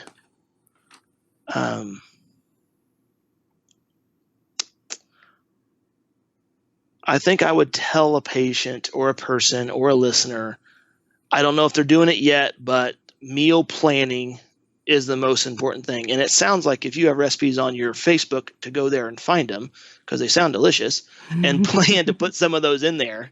But more, I think that the most important homework is try to do as much research about what food does, what vitamins are, where they come from, and how they integrate and interact inside your body is pretty important. As far as learning how to fix yourself is first learning how your body works. And that education is valuable for family, for your kids, for everyone. Hmm. Some people aren't motivated to do it for themselves, but they'll do it for their kids. And they should. And our kids are not going to do it. We say they're going to do what we do. We Yeah. have to be the example of health for them. And for moms, we often will put our health last. We'll just we'll shovel food in our mouth in between, like standing up by the sink, Mm-hmm. in between, feeding one kid and feeding another, and getting them ready for bed. And it's just the standing over the sink shoveling food into our mouth is not dinner, and it's not a Mm-hmm. meal, and it's not even a snack. That is just you're not even digesting and absorbing that food because you're still in stress mode. We need to carve out time for ourselves. It is that story of putting the oxygen mask on ourselves first. Uh-huh. It is not Absolutely. self-indulgent. It is necessary. If you love, of course, you love your children, but if you want to be here long term, because raising children and helping your family is a marathon, not a sprint, then we need to do the self-care every day. We need to do self-care, and it's not self-indulgent. It's not egotistical. It is needed. That taking care of you is taking care of your family. Because if you're down for the count, no one's getting fed. And I saw that in my mom. She ran herself ragged, and she was bedridden and sick, with the flu, because she wouldn't even take care of herself. And then she got candida because her doctor put her on months and months of antibiotics because she wasn't willing to just sit down and relax. And that's what led us to, when I was 6, my mom took me to a naturopath, and it actually was Dr. Diadamo, the writer of the Eat Right for Your Blood Type diet. He was my naturopath when I was 6, and I had this entire shift where he said, you're O blood type, you're allergic to wheat, yeast, milk, and sugar, get it out of your life. And so we went home, and my mom threw it all out, and I grew up on soy milk. And between the ages of 6 and 13, I had 0 illness. I had full health and vitality. And then I rebelled. I was 13. I was pissed off at the world and my parents. And I ate all the Halloween candy. And I went to a new school with the cafeteria. And I just started eating all the cafeteria food. And all it took was 1 meal a day, that lunch, eating that crappy cafeteria food.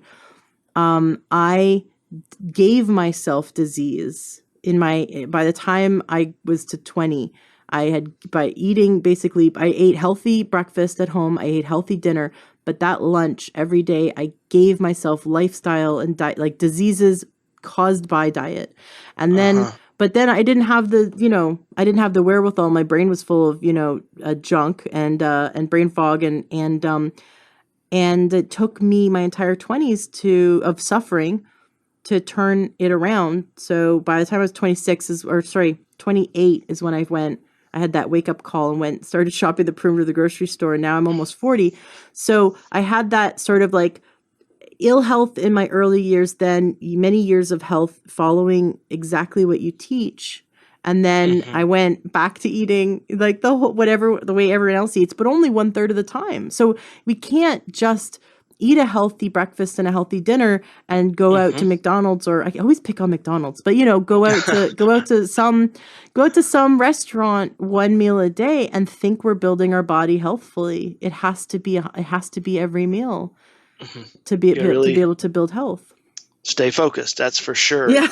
In food and mentality too. I mean, that's also just important. Having a positive outlook, positive thoughts, positive people around you with the same, ideas and plans. Brilliant. Beautiful. I know we've covered so much. Is there anything left unsaid? Anything you want to make sure that you let the listener know to wrap up today's interview? I think just make sure they know they're in control of their health, not their doctor, not their personal trainer, no one. It's on them to really take control. Awesome. So the listeners can get your book. Of course, the links are going to be in the show notes of today's podcast at learntruehealth.com. The Wait is Over book by Dr. Trent Mozingo. I love your last name. We're all going to remember that name, Mozingo. Now, your website is new-startsolution.com. Yes. That website and the link to your book is going to be in the show notes of today's podcast. It has been such a pleasure having you on the show today, and you're welcome back. I bet we could talk about a few more fun topics, I think we could talk forever, it sounds like. That's great. That'd be wonderful. I'd love to have you back. Thank you so much. It has been such a pleasure having you on the show today. Thank you. I was happy to be here. Hello, true health seeker. Have you ever thought about becoming a health coach? Do you love learning about nutrition and how we can shift our lifestyle and our diet so that we can gain optimal health and happiness and longevity?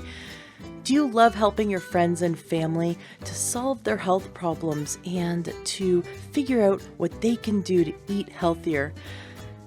Are you interested in becoming someone who can grow their own business, support people in their success? Do you love helping people?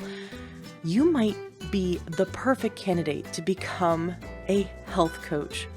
I highly recommend checking out the Institute for Integrative Nutrition. I just spent the last year in their health coaching certification program, and it really blew me away. It was so amazing. I learned over 100 dietary theories. I learned all about nutrition, but from a standpoint of how we can help people to shift their life and shift their lifestyle to gain true holistic health. I definitely recommend you check them out. You can Google Institute for Integrative Nutrition, or IIN, and give them a call, or you can go to learntruehealth.com/coach, and you can receive a free module of their training to check it out and see if it's something that you'd be interested in. Be sure to mention my name, Ashley James, and the Learn True Health podcast, because I made a deal with them that they will give you the best price possible. I highly recommend checking it out. It really changed my life to be in their program, and I'm such a big advocate that I wanted to spread this information. We need more health coaches. In fact, health coaching is the largest growing career right now in the health field. So many health coaches are getting in and helping people, because you can work in chiropractic offices, doctors' offices, you can work in hospitals, you can work online through Skype and help people around the world. You can become an author, you can go into the school system and help your local schools shift their programs to help children be healthier. You can go into senior centers and help them to shift their diet and lifestyle to best support them in their success and their health goals. There's so many different available options for you when you become a certified health coach. So check out IIN, check out the Institute for Integrative Nutrition, mention my name, get the best deal, give them a call, and they'll give you lots of free information and help you to see if this is the right move for you. Classes are starting soon. The next round of classes are starting at the end of the month. So you're going to want to call them now and check it out. And if you know anyone in your life who would be an amazing coach, please tell them about it. Being a health coach is so rewarding, and you get to help so many people. Are you looking to get the best supplements at the lowest price? For high quality supplements and to talk to someone about what supplements are best for you, go to takeyoursupplements.com, and one of our fantastic True Health coaches will help you pick out the right supplements for you that are the highest quality and the best price. That's takeyoursupplements.com. Takeyoursupplements.com. That's takeyoursupplements.com. Be sure to ask about free shipping and our awesome referral program.